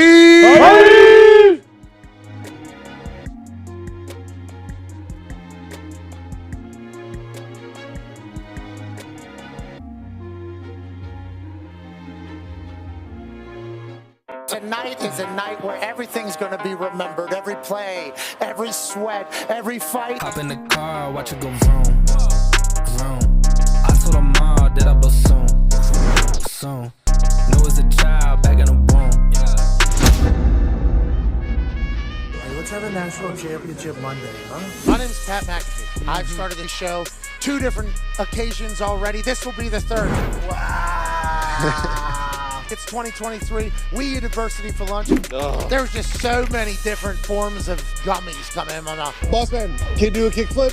100 for it? 100 for it? Oh!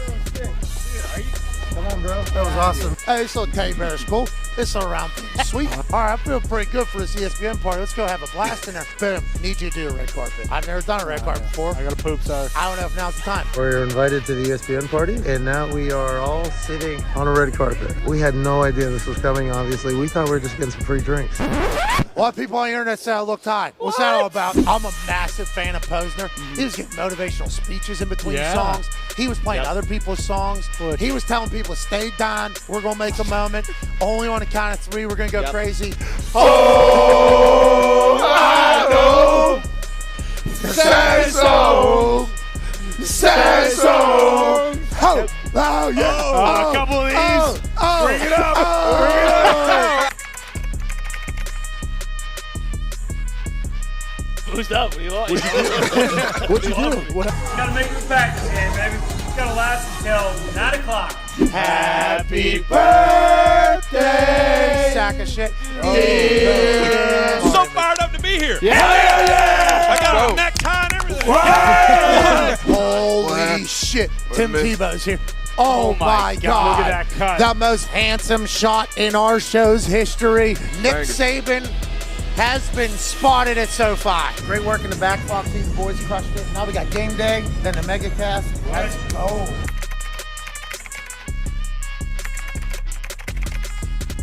Hey, let's have a night. Obviously, the enemy of great is good. The enemy of a dynasty is winning one championship and letting it go. Fran, you're obviously going to Colorado, a place that's been looking for some sort of championship for 20 years. You're also one of the greatest speakers I've ever heard. What are you saying to your team? You can't get here and all of a sudden change. Yeah. You don't want to see a different mannerism of somebody, and especially the coaches. See, everybody's talking about the players, but you got to coach the coaches too. Did you smile there too? Were you smiling? I saw it. I do that every now and then. The rat poison, smiling. That's embedded fourth quarter perfection. Matthew Stafford, fourth quarter Linebacker perfection, big moments, Tebow perfection. We got some real magic here tonight, don't we? And I love that toad that takes those mushrooms and eating them. With that being said, Stetson Bennett's 25 years old. He's so damn comfortable. Darnell Washington's the backup tight end. He's 6'7", 270. Brock Bowers, best player on the field. The defense full of dogs. Give me the Georgia Bulldogs go back-to-back. First time since this man and his Alabama squad. I love the Bulldogs tonight, barking all over the place, Coach.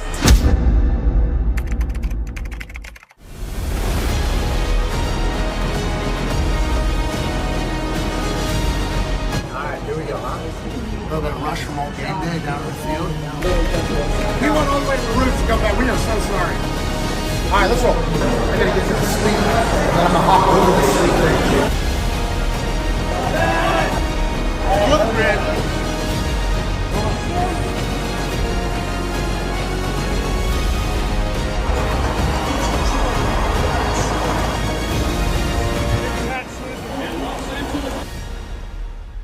You are looking at SoFi Stadium, where we'll be crowning a national champion for our college football season tonight.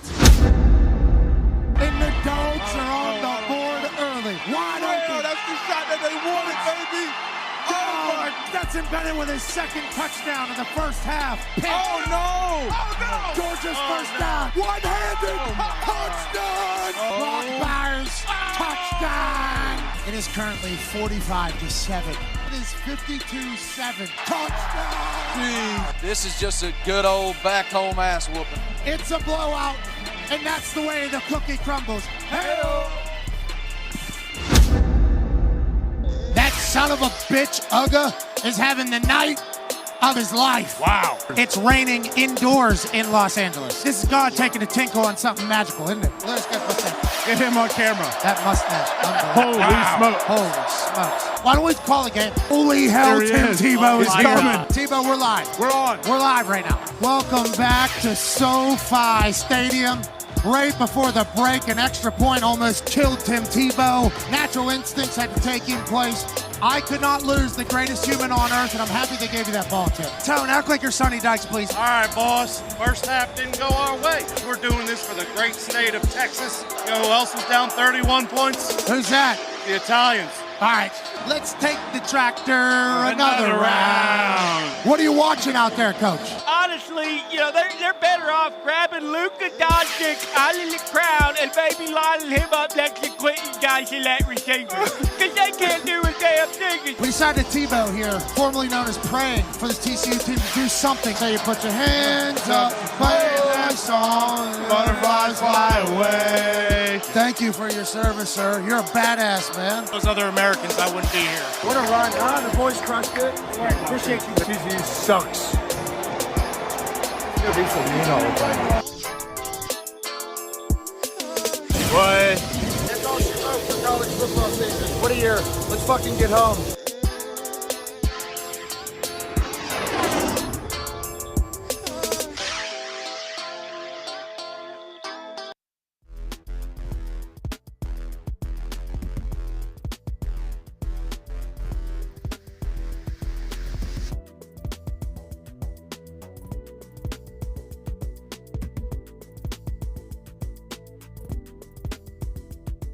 Hey. Why? Let's go. This show fucking stinks, and the fact that you listen, we are very, very thankful for. AJ, never cease to amaze me with your toxicity, pal. You got a couple of these? God damn it! What the fuck are you doing? Boston.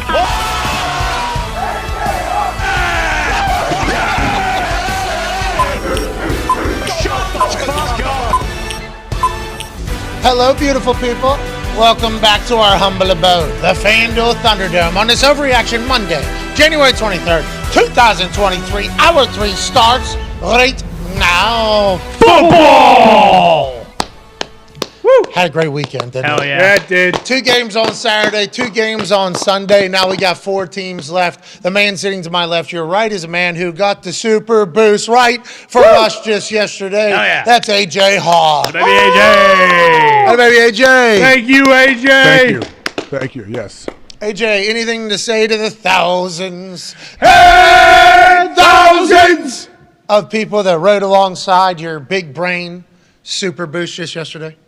I appreciate it. What was it? Got up to what, plus 500, right? That's what we had it? Yeah, it was a plus 370 bet, which is a great bet, by the way. Great odds, good hit. Got boosted to plus 500. That's a big-time boost. Shout out to FanDuel for doing that. That's an amazing boost. To hit plus 500, that's one of the ones you like too, AJ. It felt like that one was in your breadbasket, and you're in your bag right now, AJ. You are in your bag, sir. Well, I like it. It's got to be up over, plus 3, plus 4, 500. I like it. I like those numbers. Really. You like them big, huh? Right. Juicy.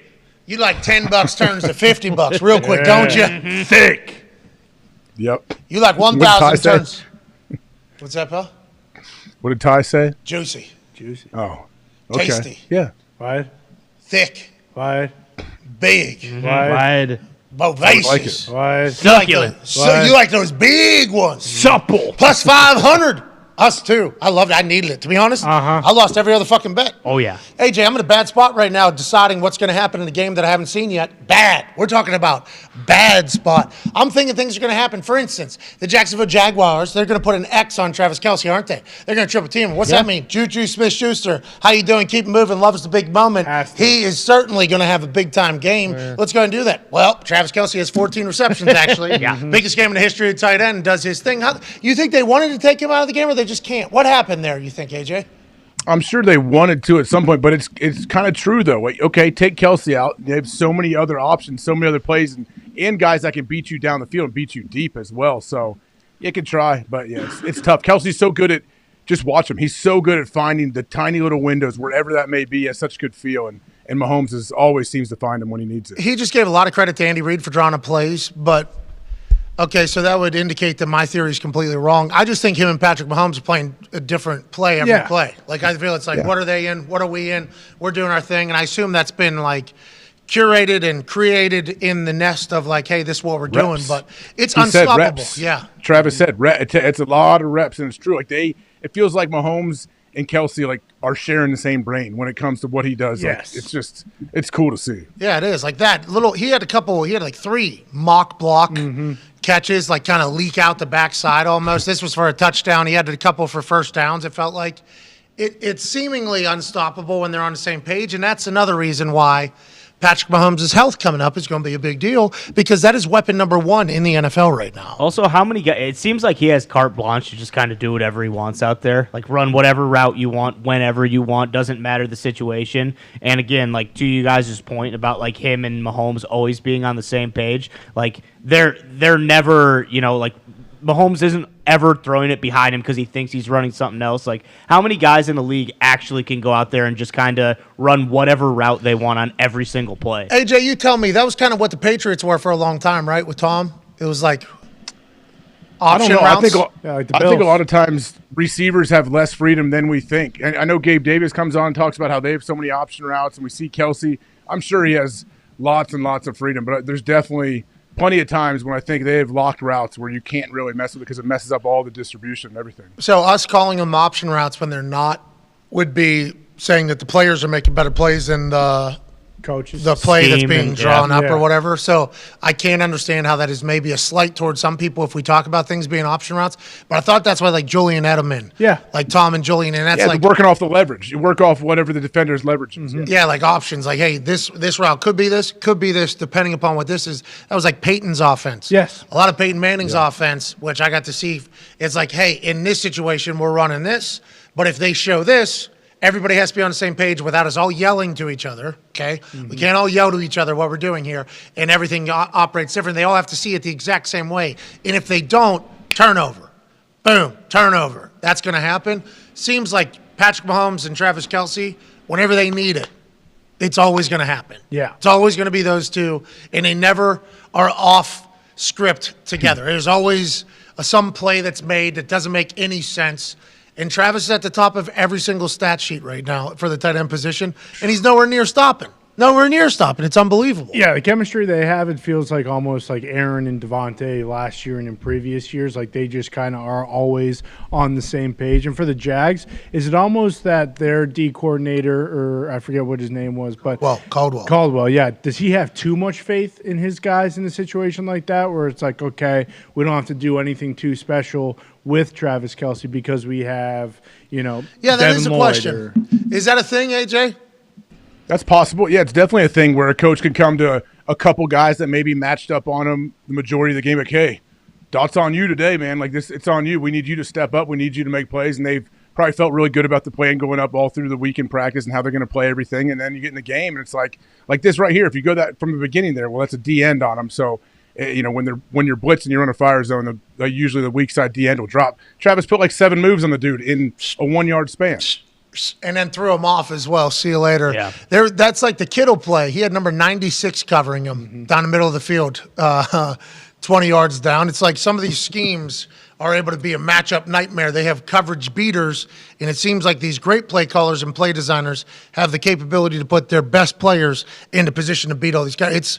It's awesome to watch. Karlaftis. How about the touchdown when Karlaftis was on the out of the backfield this week too? Kirk lined up in the backfield. Mm-hmm. Yeah, they had a wide out lineup in the backfield. That's how you're scheming them up. Okay, hopefully we get this look. It was like a peel, it's called, where like a D end has to peel. If the back takes off and runs like a little bubble or a flare, you got to come out of your rush and take them. They gambled on, hey, we hope we get this look. We got this look. We have our D end on our receiver that we paid a bunch of money to in the offseason. And that's tough. Think about how Karlaftis had good coverage though. He had honestly pretty good coverage, but they just threw a great ball. Yeah, but how good does that feel as a play caller and as a quarterback whenever you see that situation happen? Yeah. It's like Joey Burrow. It feels like every coverage he sees, he likes. Mm-hmm. It's unbelievable. He's like, I got to extend the play a little bit here, and then I'll make it. You like the Bengals this weekend or what, pal? You've been riding with the Bengals heavy. I mean, I'm not going to make any official picks. No, you're 4-0. Nothing official. No need. Well, yeah, of course, it's hard to not like what the Bengals are doing right now.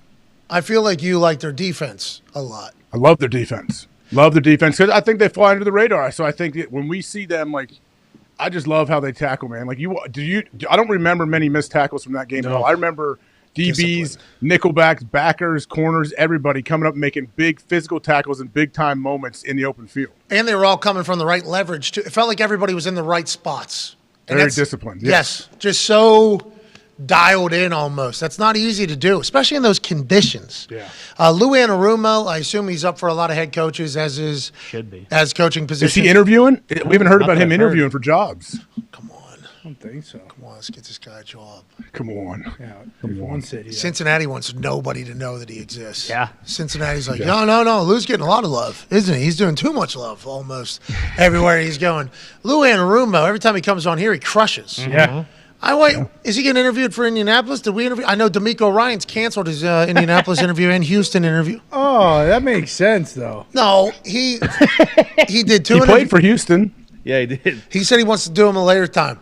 He said, listen, I'd like to do these at a later time because I said this, and I think we all did. We were rallying this kind of wagon last week pretty heavily. When they announced, and I forgot who it was, maybe it was Glazer, maybe it was Rapport, maybe it was Schefter. I apologize to whoever announced it, that D'Amico had 4 head coaching interviews scheduled back to back one day. And each one goes 2 to 3 hours. Yeah. And this dude's going to have to prepare for a fucking game against the Cowboys in the biggest game that he's coached. And these moments are the reason why he's even getting one of the head coaching jobs. We said we should save this guy the trouble, and there should be a part of the calendar year where interviews are done. So at least the coaches can say, no, I'd rather focus on my job right now than the biggest interview of my life that would change the trajectory of everything my coaching career. There's only 32 jobs. I think I'd be a great head coach. When I become a head coach, I'm probably going to have success. I'm going to be the next guy, and I got to prepare for these interviews as if they matter because you only get a certain amount of them. And also, we only have 6 days to prepare for our next opponent. It doesn't make any sense. He canceled the last 2. The news was broken, and it made sense that he did, but the coach just so happened to be, number 3 or number 4? Didn't even get to talk to him. Yeah. Didn't even get to talk to him. I thought Glazer also threw in there. He didn't want to interview with places that he knew he would never go because most of the places that have head coaching jobs, a la Houston and Indianapolis, are 5, 10, 15 years out from being good. Whoa! And he wants to go to a team that'll have a chance. The Colts, right 15 now. years. The coaching search is seemingly heating up. Yeah. I mean, Sean Payton is the belle of the ball. He's going to be able to do whatever he wants to do. Allegedly, he's going to Denver. Right? I know what everybody's kind of pinned him on Denver. Yeah. He's going to be the Broncos head coach. And wait till you see what he does with Russell Wilson. Huh? Wow. Sean Payton's going to have his J's on. He's going to let's ride. Yeah, let's ride right into this film room here. Mm-hmm. Let's go ahead and learn this offense like Drew Brees had. And let's start picking people apart. We got the richest owner in sports. Everybody assumes that's why Sean's going there. That's a good hire, I think, right? Sean Payton will love his life up there, Mile High. How could you not? Yeah, and especially with the defense he has as well. Do you think he wants to take Russ through a workout before he accepts the job? Hey, let me just make sure this dude still has it. If they're paying him $25 million, yeah, probably not. We'll figure it out after. He said the relationship with the owner is more important than anything. Yeah. So if that, and Lombo's come out and said this owner, best he's ever heard. Best introductory press conference.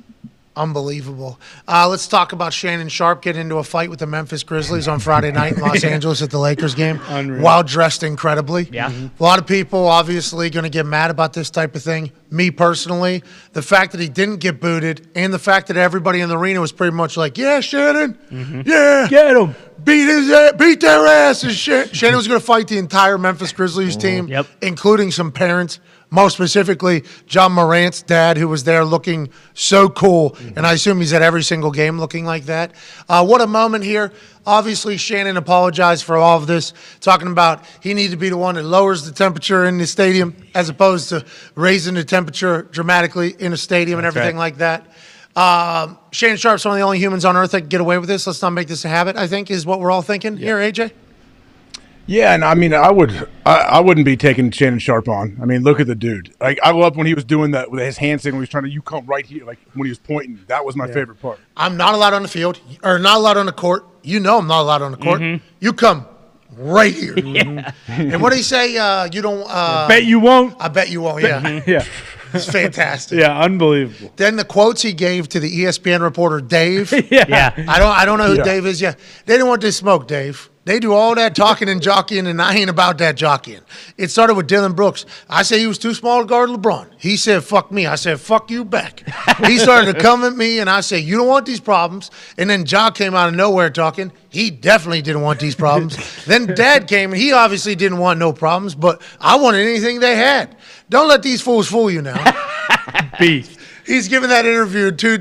I wonder if he doesn't even know he's in an interview. Yeah. Dave's got something, and then he's like transcribing it. He's like, I thought that's what he said. All right. This is what Shannon Sharpe said. As soon as I read that official quote from actual ESPN reporter from Shannon Sharpe, like, how has Shannon Sharpe chosen to address this situation? These dudes don't want any of these problems. Don't let these fools fool you now. I laughed so hard. I laughed so hard. Shannon, we appreciate you, buddy. Can't make this a habit, obviously. Right. Lakers came back and won, too, in the last second. And LeBron said 365. I rock with that guy, 366 on the leap year. It's almost like Shannon is their mascot now. Yeah. Yes. He has to go to every home game.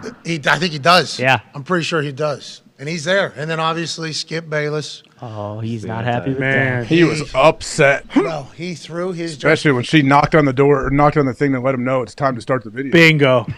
Thank you for noticing that. I appreciate that so much. Yep, well done. Are you can talking? see him in the doorway. Well done. What are we? What are you guys talking about? My God. What are you talking about?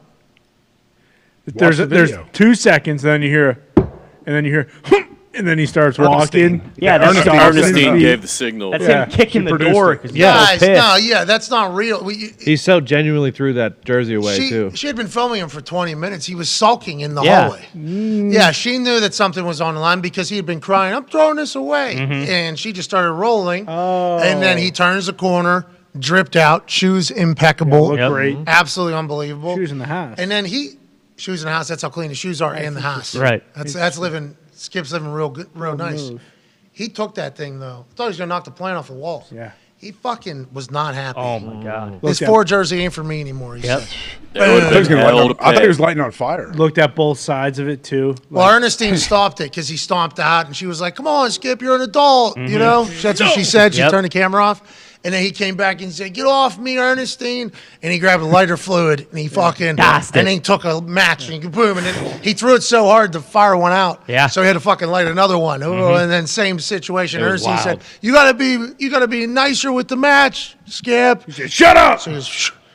And then he put it down and it blew up. And then that was Dak firing back. Skip Bayless lost his face afterwards. That's right. And that's why we didn't see the whole video. But that show is awesome. Those two, Skip and Shannon, we're talking about characters in a movie, bro. Just living. Unreal. Shannon is 50 and just strapped. Repping 450.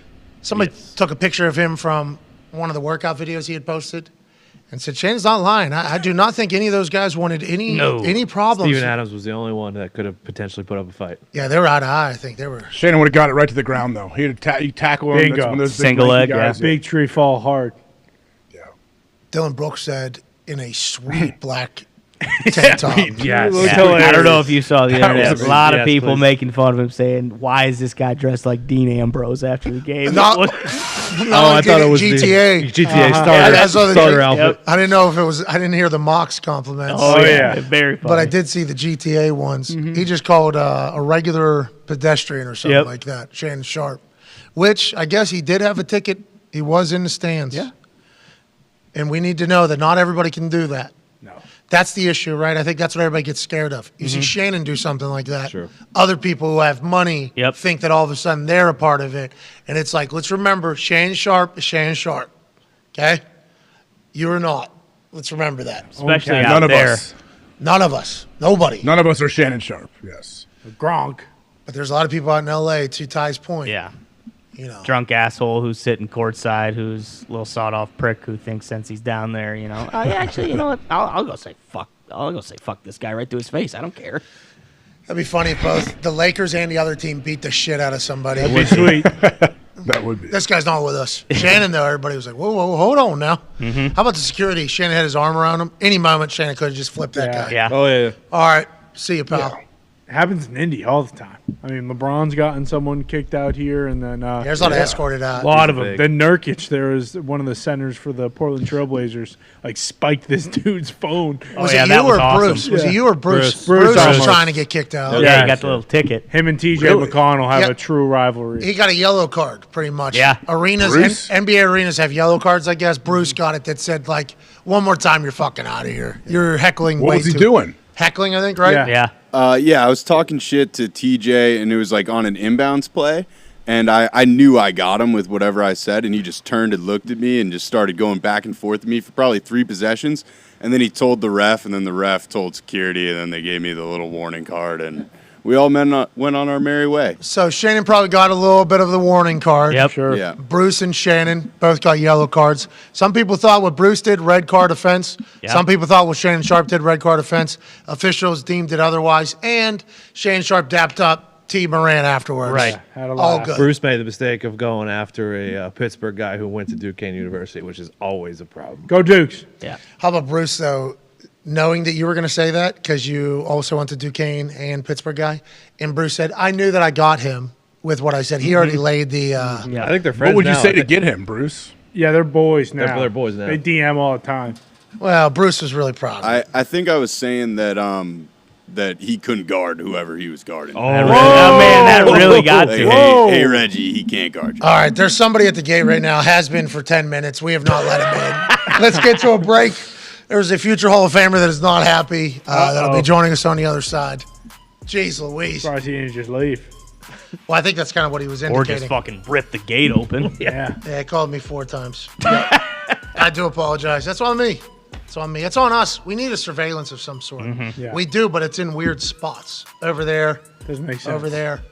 We'll We need fix a guard shack. It's in Mitt's corner. Yes. They have Mitt on the Get a Thank guard you. shack. That would be figure it sweet. out. Have Mitt out there with an AK-47. Yes. Yeah, that's a What? good idea. like a plastic one. I don't know if we need AK-47s. I will fucking light you up, dude. Hey, that made me think of something because Mitt would have been great in this movie. What's Aaron got against Hacksaw Ridge? Yeah. Oh, yeah. What does he have against it? I thought that was a pretty good program. It was a good program. Was a good program. I've not seen it. Only movie he said he would ever in his life walk out of. Yeah, crazy. That's That outrageous. was wild. Irrational hate for that movie. You're right. For sure. I was flustered. I was Didn't he baffled. save like 1,000 people's lives. Yeah. Too? Like it, Yeah. Medal of Honor. Didn't use a gun.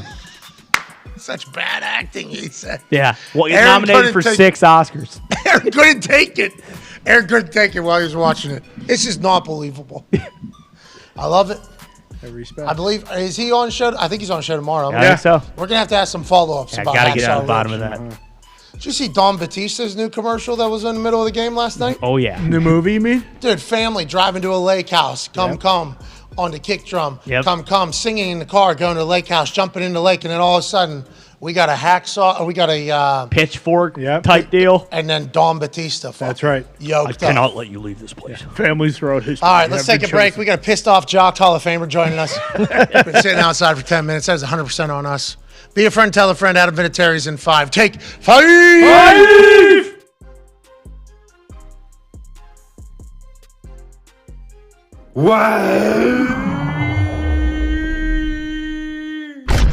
Let me tell a tale about this little blue can. Inside there's a nectar love from here to Japan. It's a vibe, it's a time, ice cold over lime, so sublime. This shit is divine. It's the beer of choice when you wanna rejoice. Hey yo boys, what's the noise? Hey yo boys, what's the noise? Well, us and Bud Light have made it a fish. We bring the stoogery, they bring delish. Feels like a genie just granted us a wish. Cause for all of us, it was love at first sip. Now be a bud, tell a bud to grab some Bud Lights. Going Drizzly Code is what? $5 off tonight. Going Drizzly Code is what? $5 off tonight. Cause if you're living life right and you're drinking Bud Light and you wake up in the morning and you fight the good fight, then you're doing A-okay, doing A-okay. Matter of fact, you're doing great no matter what they say. Now, be a bud, tell a bud to grab some Bud Lights. Going Drizzly Code is wide, $5 off tonight. $5 off tonight. Wide.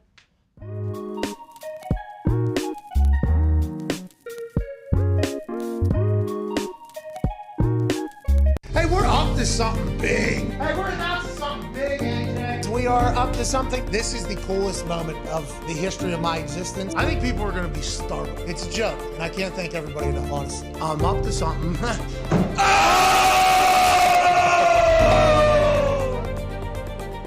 It's a big time day. Let's go. Not only are we going back to Plum to do something cool, but today is the day that our heater horse has arrived for the Super Bowl. It's a pretty big deal. You know, whenever you get a chance to give back to where you're from, especially a place that helped create me and mold me, I'm very, very lucky to do it. I'm lucky to be from here, and it seems like the only smart thing to do would be give back. Stinks here, huh? What's up, Kennywood, dude? Kennywood's named after Kenny's Woods. A man named Kenny owned the hill in the woody area. They turned it into an amusement park, which is a Yinzer staple. So Jeezy actually shouts out this area we're in currently. I think life can be much simpler whenever you just take care of your people, enjoy your life, and do your thing, and that's all we're trying to do. You know, growing old, slowly dying. How about you? How's everybody? I'm gonna give a full lead up to how I got to wearing mats. I think I'm very lucky to be from here. If you're a kid that has walked through these halls, you understand something that not a lot of people do. I think Plum is a much different place than everywhere else. And there's Nick up there. Go look at Nick, how pissed off he is. This past summer, I was driving through here because I was here for an event, and Angelo Bolino, little blonde-haired kid, was kicking on the same field that I used to kick on as a child. And he had like 2 balls and a holder. And I was watching him kick, and then he would go shag for himself, and then he would come back and kick. And the easy question is, if he had 10 balls, how much better could Angelo Bolino be? If I would have been able to have 10 balls, 15 balls, new cleats, new everything, chances to go to camps with my teammates and everything, what could have happened? So I said to myself, literally after meeting with Angelo, great season by the way, dude. I said, if I ever get a chance, I'm gonna try to take care of the potential humans and kids that were in my exact position in Plum. I'm going to give $200,000 to the Plum area soccer. I'm going to give $150,000 to the PMFA youth football. I'm going to give $100,000 to the baseball youth. I'm going to give $100,000 to the lacrosse. And then we're going to have $2 million in this fund that'll just start. And hopefully it'll only go on from there. Sweet stuff for sports. Just anything to make everybody's, the teams and the players' lives easier, better, trying to streamline the entire process of taking care of the athletes at Plum High School is kind of what it's all about.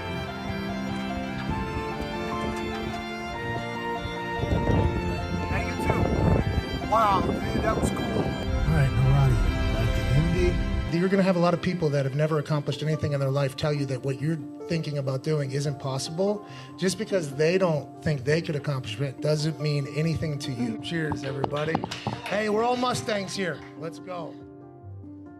He's got this moxie, Aaron, for being Mr. Irrelevant, the last pick. That seems to be a trait that the great quarterbacks have. And then if you don't have, the NFL can expose you. Is that why you think Purdy's having the success that he's having and why some guys don't have the same success as others? For as many blue chippers who've had success in the league, there's been as many and often more who were not that. We're not the number one prospect coming out of their high school. We're not the number one guy coming out of college and the first pick in the draft. Obviously you know about Tom, 198 different options to take him. Joe Montana was the same way. It was passed up by a ton of people. For as many Peyton Manning first pick in the drafts, there's been a ton of these other guys. And what it does is create this chip. And the chip can be an excellent motivator for the right disposition that feels like they need a little bit extra at various times during their career, or even in just a workout. The thought to motivate you a little bit more or inspire you, I think, is really, really important to success of people who can do that. Michael Jordan, used to make things up, I think, at times to be motivated, but he was also cut from his high school team.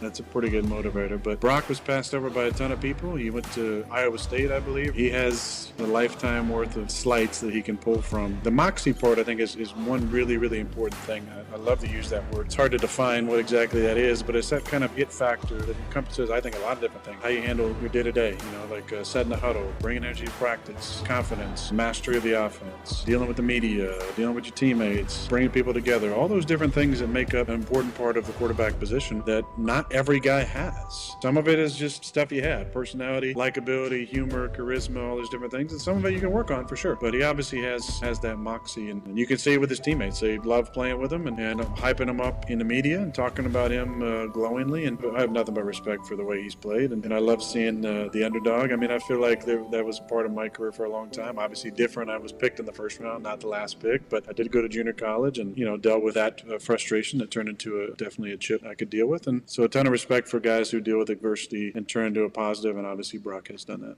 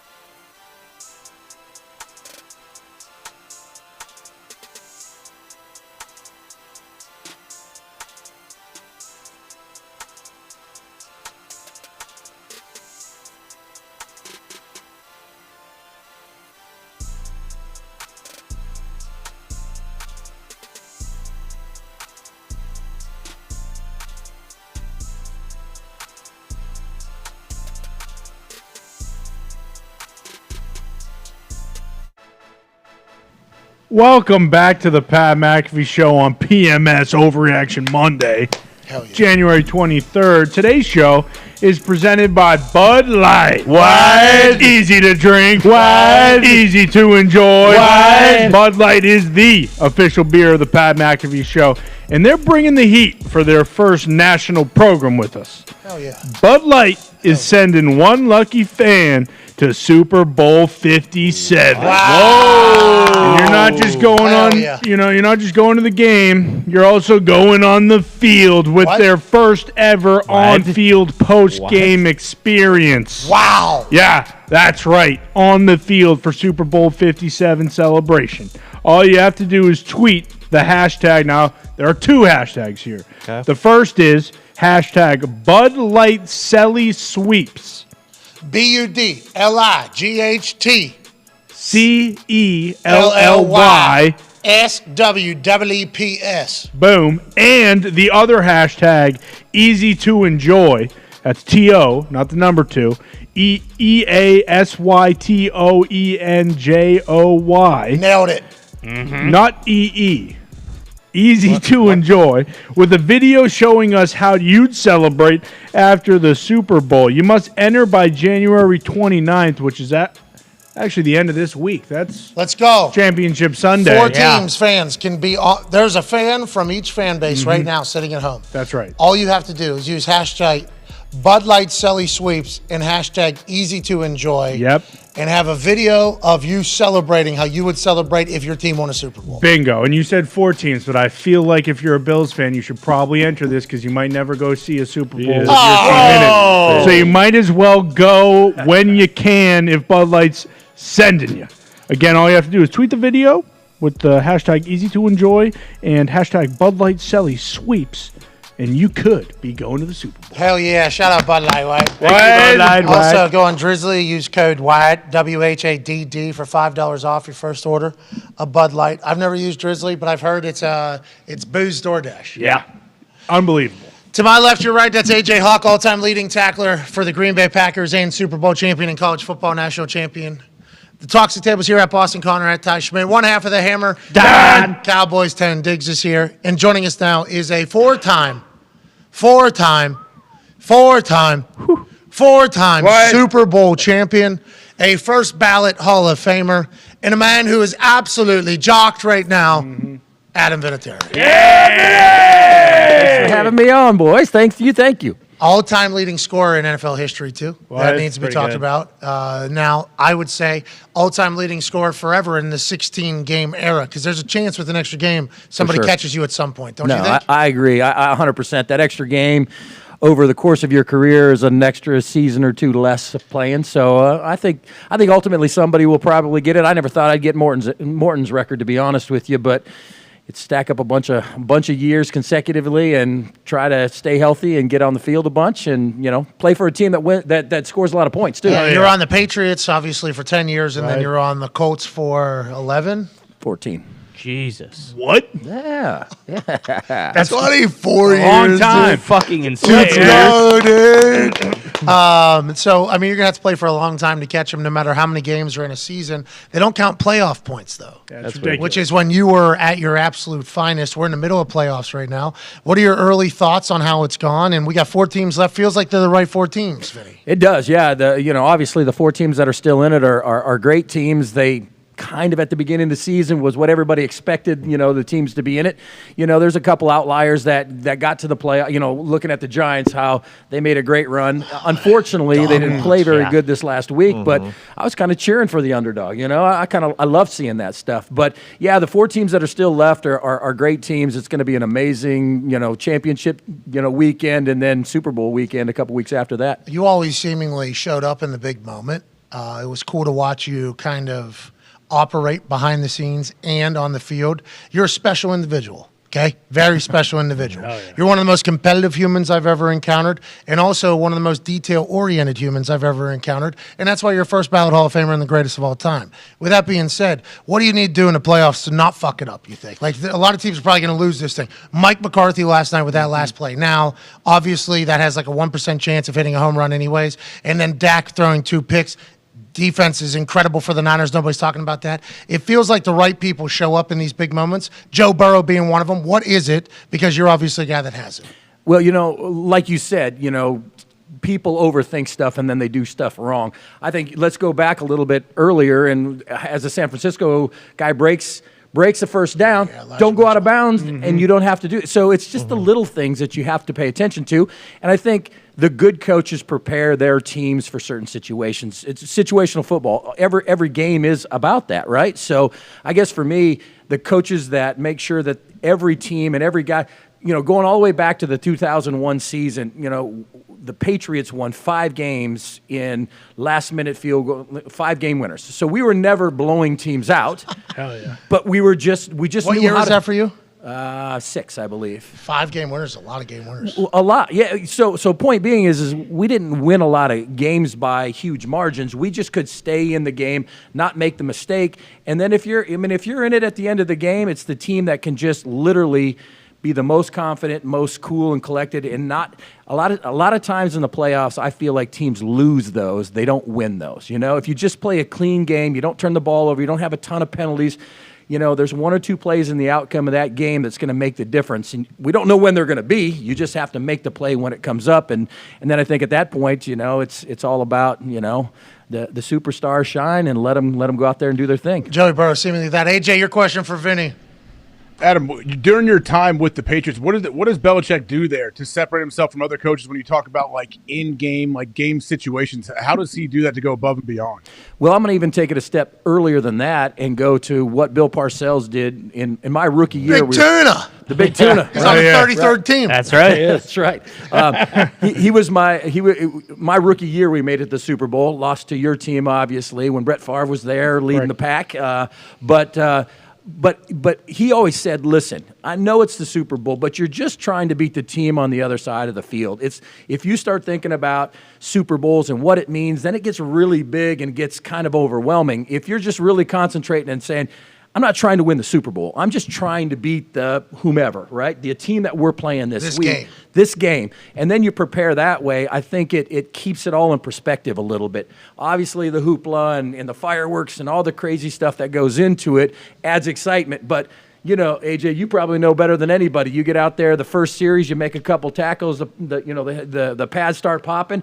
After that excitement goes away, then it's just a game, right? It's just a normal game. And if you can really keep your mind calm so you're making all the, making the right judgments and doing the right things, I think it makes it a lot easier. And I think that's what Belichick did from day one. He always said, listen, I'm going to give you guys a game plan. If you execute, you got a really good chance to win the game. So, that's what we did. We all kind of drank the Kool-Aid. We all believed in what he was preaching, and if you executed that and guys did their stuff, a lot of times they ended up winning the game, obviously. Yeah, execution so easy. Oh, yeah. Simple. Yeah, execution so easy. Just like this right here. Obviously, this is a conversation starter for everybody when they're talking about the dynasty, and there's still Raiders fans that are pissed off about this. But yeah, just do your job. Yeah. Hey, fucking just execute, bro. Yeah, simple. That's it. Here's the game plan. Go out there in the middle of a snowstorm and make a kick that you're not supposed to make at all from 45 yards. Can you walk us through this? And when you watch this, do you get what?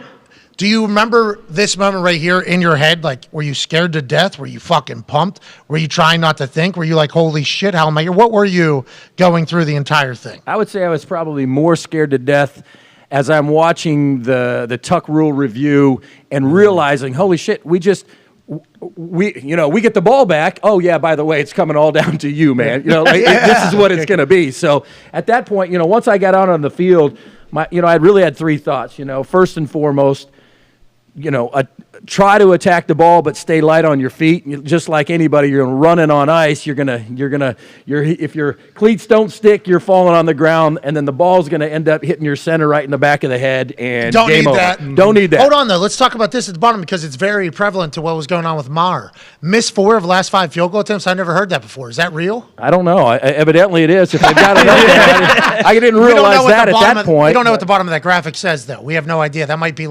in a blizzard in conditions. Yeah, we have no idea what that is. Yeah, I think it was. I think the announcer said something about that being at that distance in something. So maybe it was 45 and I'm not exactly sure what it was, but I tell you one thing, I wasn't thinking about missing 4 of the last 5, if that's truly what was going on. For me, it was all about, hey, these guys aren't going to be able to get a good rush, get it straight and get it above the line of scrimmage. And thank goodness, as it left and I saw that they didn't block it, then it was all about, I don't know if it's going to have enough distance in this snow, let's hope for the best. And I really didn't know until the referees at the back of the end zone raised their hands. I couldn't really see it. Couldn't tell if it was good or not. Hell yeah, because it's a snow globe. What a kick. What a moment. Obviously, that would go on to launch a dynasty that the NFL will never see again. Hell yeah. Or before. What a kick. What a moment. And, we're talking about here's an overtime. You got to make another one. Substantially easier kick. Not just because of the distance, but, we called a timeout. We cleaned a bunch of ground. I know you know about that. You've been out there with me before cleaning off ground and stuff like that. But, and then Gruden tried to – this is the one time that a coach actually icing me probably benefited us, right? Because it gave my offensive lineman with the big size 16 cleats to get out there and move a little bit more ground. And, not to say – a game winner's ever easy, but this one compared to the one, quarter before that was substantially different. So you're coming out here sighing a little bit of relief. Oh, thank God. I could see the ground. I'm not going to fall. Right. We've already done this. Exactly. This is no problem. Tied. And then you murder that ball dead center. And then obviously in the Super Bowl, you have like a 49-yarder that you hit at the top of the upright. Couldn't have been a better ball, I don't think. You hit it cleaner. You have something inside of you, okay, that not a lot of people have. And Joe Burrow seemingly is a guy that has it. What is that? I would love to tell you that I was born with or I developed the ability to be a clutch under pressure. I don't know. I do think that there's certain people that are born with the want or the ability to say Michael Jordan, Tiger Woods, Mariano Rivera, these guys are like, these guys are and ladies are the type of people that go, I want the game coming down to me. I want to be the reason, LeBron, I want to be the reason why we win or lose. And I think, I was kind of that same person, playing soccer as center midfield, and in baseball I either wanted to pitch or catch. I'd leave it there. I know what you're thinking. Knock it off. I know you. But I always wanted to, be in the middle of the game and be the reason why. So once I get to football, obviously 59 minutes of the game, I'm standing on the sideline, but I guess this is the one opportunity that I can put the exclamation on the game or the icing on the cake or whatever you want to do. And kind of own it. Own it, yeah. And I tell you what. Because some people are scared to death for that moment, obviously. For sure. I remember Jeff Saturday, first year in Indy, we're on the sidelines during training camp. Back then, we were doing some two-a-days and stuff like that. And he looked at me, and he didn't swear, but he just looked at me like, man, like I want to be you every single day. Except for Sunday. Yeah, exactly. He goes, that's too much pressure for me. I don't want to be a part of that. He said, I'll take my 60 plays, and if I do really well on 55 of them, somebody's not even going to notice those other couple plays where I may got beat or something happened or whatever. You're on an island when you're punting and kicking and doing that kind of stuff. Corner, quarterback. Yeah. This is just like golfers, baseball player, pitchers, like all those things that it's like we know if you fuck up or not. Like the whole world knows if what you did was good or not. And you're the greatest of all time at it. I honestly believe it, and it happens in conversation. You're like considered one of the most clutch humans of all time. Oh, yeah. It's a cool thing to be known as. You need to know that. But your ass wanted to be what, a brain surgeon or something? Well, I did my. He wanted to be a fucking brain. Isn't that what it was? Cardiothoracic. Oh, heart. Sorry, heart surgeon. Even more important. Clutch. Right. I wanted to be a fucking heart surgeon. AJ, he was like, let me be the guy that goes in there and puts hearts together. It's like. Okay, so you are a little bit of pressure involved with that job. Yeah, I'd say, yeah. Connor has a question for you, Vinny. Yeah, Vinny, obviously not telling you to pick a side here or want you to, but obviously the debate a lot when it comes to New England is the whole Brady-Belichick shit. And you got to play with Peyton with the Colts and then Luck for a little bit. Why do you think that can only happen in the Patriots dynasty when you have two guys at the most important positions, one with head coach, one with Tom Brady? And do you think that we'll ever see that again with, maybe a Mahomes and Andy Reid or even like a Burrow and Taylor? So I think the really cool situation in New England was is that everybody knows Tom was a 6th-round draft choice. You know, he didn't get his opportunity until Bledsoe got hurt, and then they kind of put him into the situation, right? Almost died. Exactly. So for me, I look at it this way, like, and everybody wants to say what's the reason? Is it this guy or this guy? And I honestly think it's both guys, because Belichick can coach a lot of great quarterbacks. Will they turn into Tom? Probably not. Tom's a diamond. You know, he was a diamond in the rough, and he developed into who he was. Now, would Tom have been as good as he is now without Belichick's tutelage and teachings and helping the team and developing him that way? I think they both deserve a decent amount of credit, and everybody wants to go, yeah, but who? Which one's more important? Yeah. Listen, you know, I know Belichick when he was in Cleveland. He wasn't as successful yet, but I also think that head coaches in particular, it takes some growing pains to figure it out. Like very few head coaches that first get there, man, they take off and everything's great. And I think at that point, you know, you just kind of get to the point like, you know, Belichick and his staff were really good at putting the puzzles together, the right guys onto the team that they could trust, believe in. So then when Bill said, this is our game plan, and I want you guys to execute that. And that's the cool thing about that team. And when I was there in particular, it was like, it wasn't any one guy, and it wasn't like, hey, if this guy goes down, our next guy up is really ready to go, knowledgeable, and he's a good player as well. Some teams go, hey, I want the best player at this position, and the number 2 guy is a significant downfall. New England was never that way. All the guys were solid B+ or A type of guys. Yeah, and then also what was like because to your point right there, when they paid Bledsoe $100 million, and then right before the Super Bowl, there's the decision like, okay, do we go with Tom Brady, who isn't the $100 million man? Like for you in the locker room, is there any sort of like looking to the guys to your left and right, like holy shit, we're not going with Bledsoe? A lot of us didn't know this was. I don't think I remembered this being the case. No, till Man in the Arena. That right before the Super Bowl, there's an actual decision being made. The $100 million quarterback, which is a massive contract back in the day, Drew Bledsoe, or the young guy that's going. That was a real thing. I didn't remember. Well, and that's because Tom got injured in the AFC Championship game against Pittsburgh. Mm-hmm. Bledsoe comes in, marks down the field, throws a strike in the back of the end zone to seal the game, whatever. Then people are like, holy shit, what are we going to do? Is it this guy or this guy? Well, it's beautiful when you have 2 choices, but I'm so glad that was way above my pay scale, because I don't know what I would have done either. Because, you know, obviously Bledsoe was the face of the team. He was the franchise player, but that changed right then. You know what I mean? Mm-hmm. It really did. Once Tom won that, I remember Bledsoe and Tom, and Bledsoe said to him during the Super Bowl, or at the end of the Super Bowl, he grabbed him and he said, this is your team now. And it was. I mean, after that point on, it never, it was just the way it was. AJ, what do you got for Vinny, pal? I'm sure he's been asked many times, what do you think of the whole Brett Maher situation, Maher, however you say his last name, in Dallas? And have you ever seen anybody go through something like that?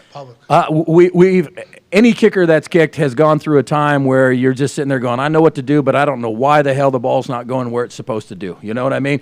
Now, have I seen a guy that has missed 5 consecutive extra points from the game before and then 4 more in a game? No, that's a tough thing.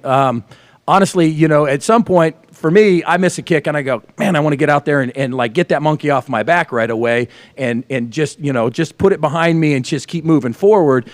But I've never got to a point where it got so far gone and you know, I could almost guarantee the third one that he missed in that game was going to be missed left, because he pushes 2 right and he goes, hell or high water, I'm not missing this sucker right. And sure enough, he pulls it left. And it was just one of those things that, you know, I was asked a lot of times this last week, would you replace him? And I go, listen, I'm not in the locker room. I'm not around. I don't know what his confidence level is. I'm not there. But if you start bringing in guys to work out, that's going to destroy him. So if you're going to bring in guys, you better replace him. And if the guy's on the street right now, he's probably not as good as Brett anyway. You know what I mean? So it was a tough situation for him for sure. We all have times where, I mean, I watch you on your show banging 3-pointers all the time, but what? Well, and there's got to be a time where just miss 4 straight. Just miss 4 straight. It's crazy, but the great thing about it is competitors like yourself and like myself and like him, you just keep going out there and doing it. I mean, you're going to have a day where it's not great, but it doesn't mean you stop shooting or kicking. That's for sure. I try to tell the young guys all the time, and I'm happy you're saying this because you're the GOAT, but I try to tell young kickers when I run into them, like, hey, you're going to have days where you are terrible. Okay, and this is going to happen for the rest of your life. There's going to be days where you are kicking a ball and you're like, wow, I am the worst person on earth. Just know that we all have them, is what I just know that all of us have them, whether it's a punter or a kicker. And I think that's a big deal. Like, I think when I was in high school or when I was in college, I just assumed that, like, these NFL guys never have a bad day. And it's like, there's some days in practice where the ball is just for one reason or another not going anywhere you need it. And I thought there's a chance that he either gets through it or he's going to have to completely reconstruct everything, which some golfers have had to happen. Some kickers have had to happen. You never really had that. You were awesome. Well, I had some times where obviously that I missed some kicks and you know your confidence is shaking a little bit maybe at that point. And you're trying to think about it. The crappy thing is when you miss one at the end of the season and then you have to sit on that one for a long time. You know, that's the worst situation. But for me, like when you're saying, you know, you're going to have a bad day or this or that, the key to it is and I tell young kickers all the time or my son or whoever, I sit there and I go, here's the thing.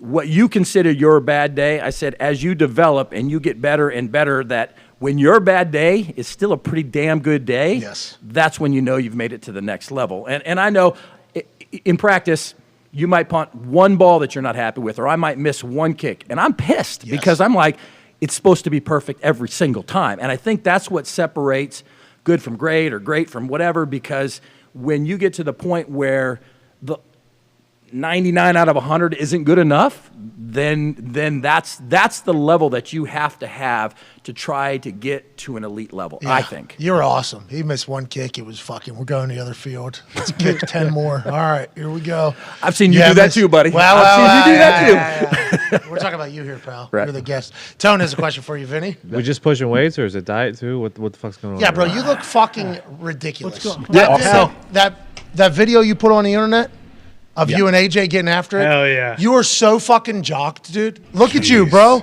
Look at your kid. You guys are jocked to some Italian stallions moving weight over there. You look good, brother. You look great. Well, you know, here's the thing. After COVID, we all sat around and I ate and drank a little bit too much. And then at one point, I got out of the shower and looked in the mirror and I go, oh, look at the tries, dude. I said, this is BS. I got to get back in shape. So, you know, the beautiful thing about being retired is I've got a lot of time to do that kind of stuff. I got zero excuses not to get into the gym. So to answer your question, lifting a lot, working out, you know, doing some cardio, trying to eat healthier. I kind of bulked the last 2 months of Thanksgiving and Christmas because like the whole world did, you know what I mean? Like a mass bulking, if you will. But give me a couple months and I'll be back down. I'll be a little more shredded. Oh, you're going into a shred right now. Well, I'm gonna try to enter a competition. Get into a bodybuilding competition. Oh shit! What are you doing? Do they have a plus 50 old guy? Yes. Oh yeah, like dog shit thing. Yeah. Okay, well, What are you trying to do? Is it for looks, or are you trying to just move weight?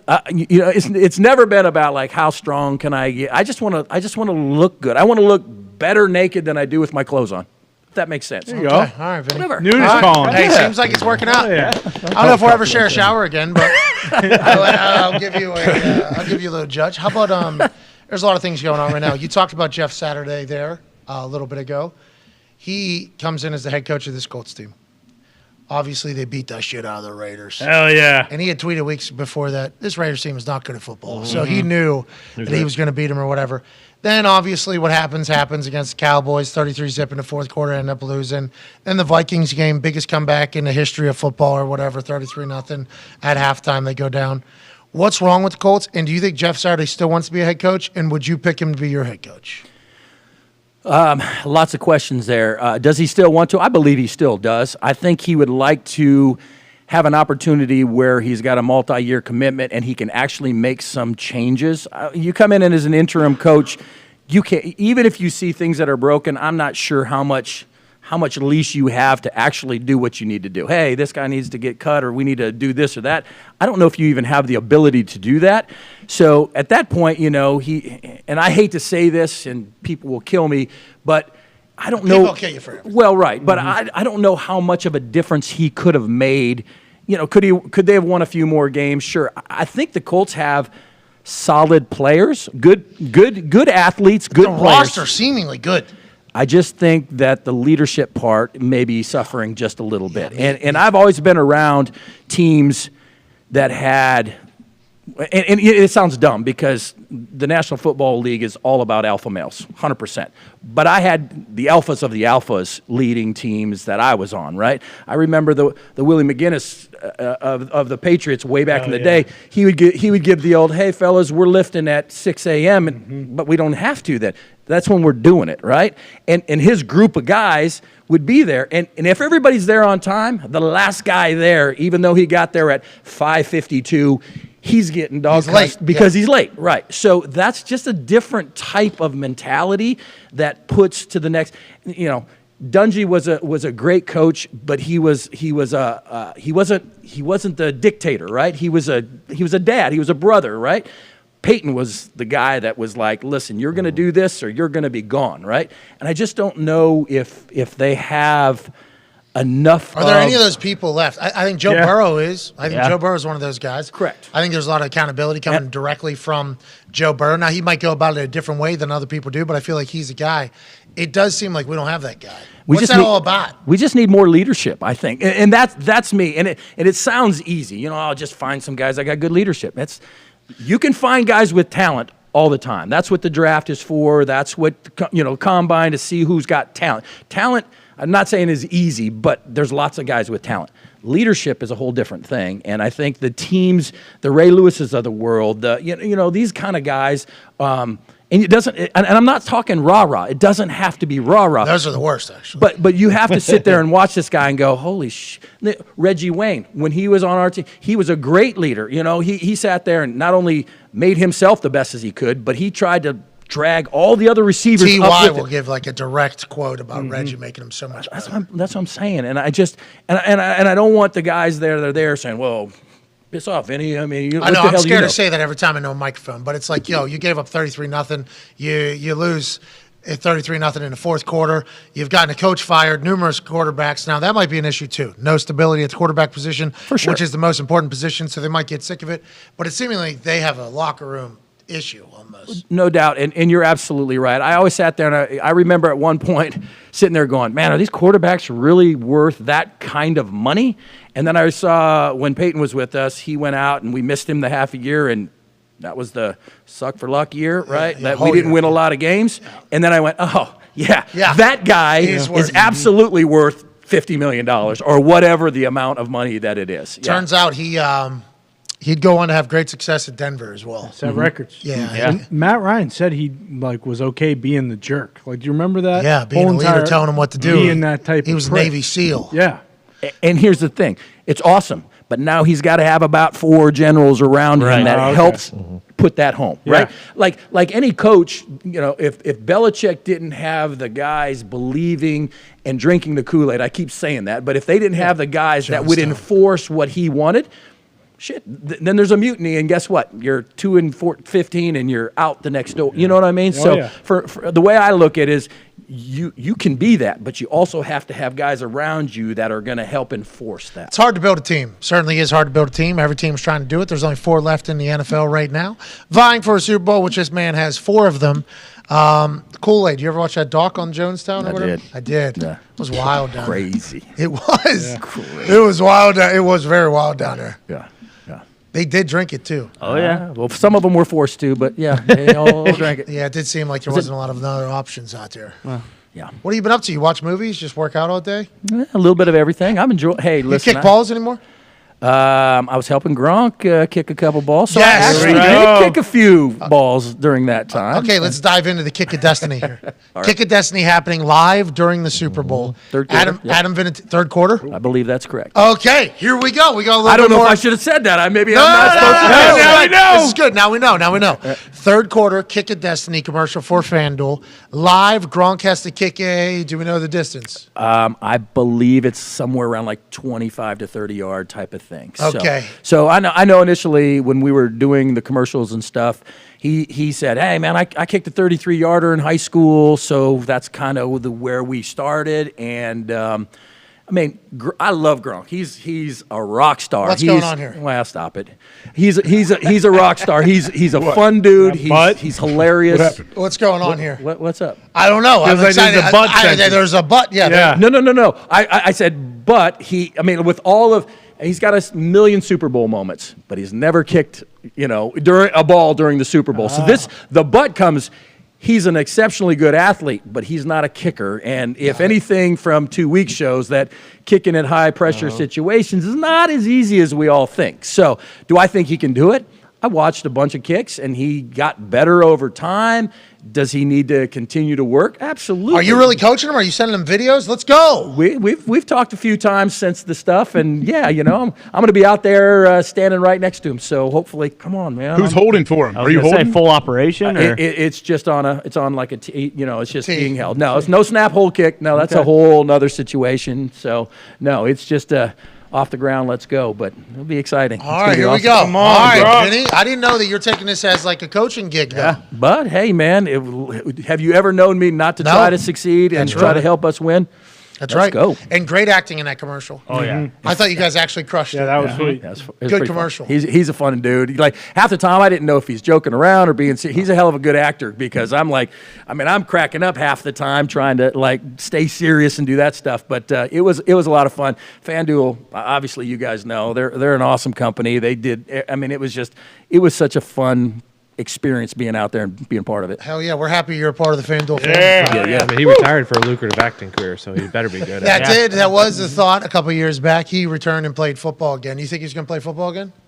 I don't think so, to be honest with you. I think he is really enjoying life. Same kind of thing like with what Manning did. Once he left football, he got involved in so many different fun activities, and I think Gronk's doing the same thing. I just talked to him. I'm like, hey, what's your week? Well, I'm doing this, and then I'm doing this, and he's all over the place. So I think he's enjoying having a little less football stress and less stress and pain on your body and enjoying kind of the good life a little bit. $10 million in free bets if Rob Gronkowski can bang home a 20 to 25, 30-yard field goal in the third quarter of the Super Bowl live with Adam Vinatieri next to him.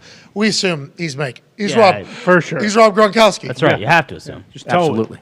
Absolutely. Where's it at? Is it at a high school or is it taking place at? It's going to be at a college field, live satellite kind of. But I'm not giving up too much information because we don't need a bunch of crazy fans. or any of that smart. But just put two and two together. If you know Gronk, you know what it is. For sure. Woody High. He did give a shout out to Woody High the other day while he was on NFL on Fox pregame. He is went everywhere. to school at Arizona in Tucson. Bingo. Yeah, former Patriots coach, also the head coach at Arizona now as well. Who's that? Jed Fish. Jed Fish, yeah. All right, they got a squad out there. I'm excited to see him. He's going to knock it home. He needs to aim right, though, don't you think? All those big guys who try to do soccer style always pull it left. It's hilarious. His size freaking 21 shoe or whatever. I'm like, okay, we're just swinging a boat through there trying to hit a ball. It's hilarious. But, he made a couple of them. Like, there's a couple times I'm like, damn, that looked really good. And there was a couple times I was like, ooh. So I don't know where we're going, but it's going to be awesome. I'm his coach. I'm his biggest fan. Third quarter, kick of destiny. Here you go, Gronk. 10 mil. That's been Overreaction Monday. Vinny, we did a giveaway already with Bruce. Yeah. I got to make a shot. Now, here we go. Pulling in the hole here. This one's for you, Vinny. He's making it. Guarantee it. This one's for you, Vinny. No. Shit! That one wasn't for you, Vinny. Look good. Look good. I was joking. This one's for Vinatieri. Boom! Oh! Damn it! Brand new shoes. Can't get them scuffed. Yeah. All right, we'll hit some tomorrow. Aaron Rodgers Tuesday tomorrow. Here we go. I think we got some other guests as well. Not 100% sure. Nice. Got a big week coming up, man. Huge. Championship weekend's coming up, AJ. Let's go, dude. The NFL is in its biggest moments right now. Everything that happens this point forward will be remembered forever. Like this man, AJ Hawk, and like you, AJ Hawk, from the Super Bowl, your rookie year. Hell yeah. AJ. Not my rookie year. Oh, well, no, not my rookie year. Vinny's rookie year. And your rookie year. You guys both played in the Super Bowl, huh? Yeah. Look at you.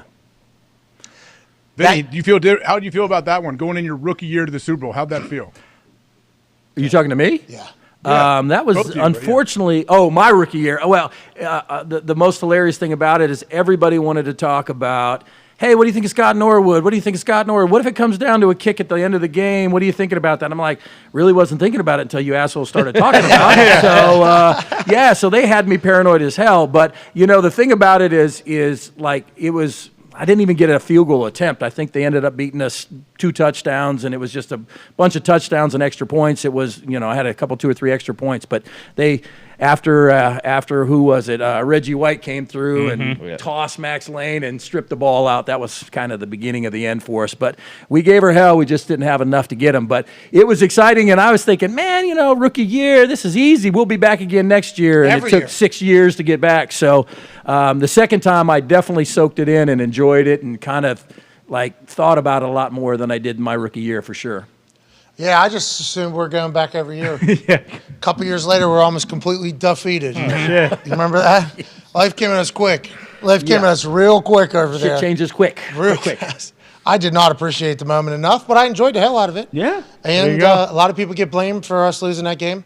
I'm not one of them. So there you go. Boom. We just continue to keep it moving. I'm going to blame myself because I wasn't on the field because I was injured that year, and I was. That was one of the greatest stories of all time. I held the biggest kicking challenge in the history of football. Who won it? What's your problem? What's your problem? I'm just kidding. You did. You did, though. No. You did win. That was a big moment. Were you just in so much pain? Is that why you didn't kick? What happened? You had your hip surgery.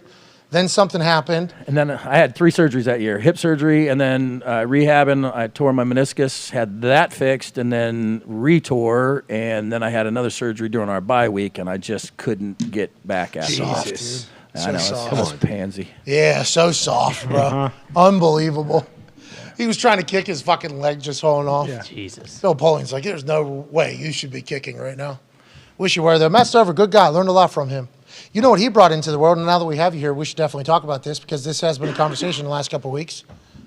People bringing stuff on the field to mark the spot. This has become a conversation piece. So just like kickers getting mulligan attempts for game winners or at the end of half whenever coaches call timeout to try to ice, we used to try to steal a kick so you can get like a quick feel for the wind, a ball, the kick, whatever it was. Then so many special teams coordinators bitched about it. The refs started changing the rules. Now you see refs run in and like bat the ball, try to block the kick, like no practice shots, no practice shots. They got a timeout. It was ridiculous that has happened, but it has happened over the years. Another thing that has been spotted by, I assume, other special teams coordinators, and they're not happy about it, is guys bringing things out to mark a spot on the ground. Makes life a lot easier for the holder, makes it a lot easier for the kicker, and now it's being banned and spotlighted. We never did anything like that ever. No. But normally people that do it, I don't think it's that big of a deal. Do you think it's that big of a deal? I don't really. I don't, unless it's giving an extra.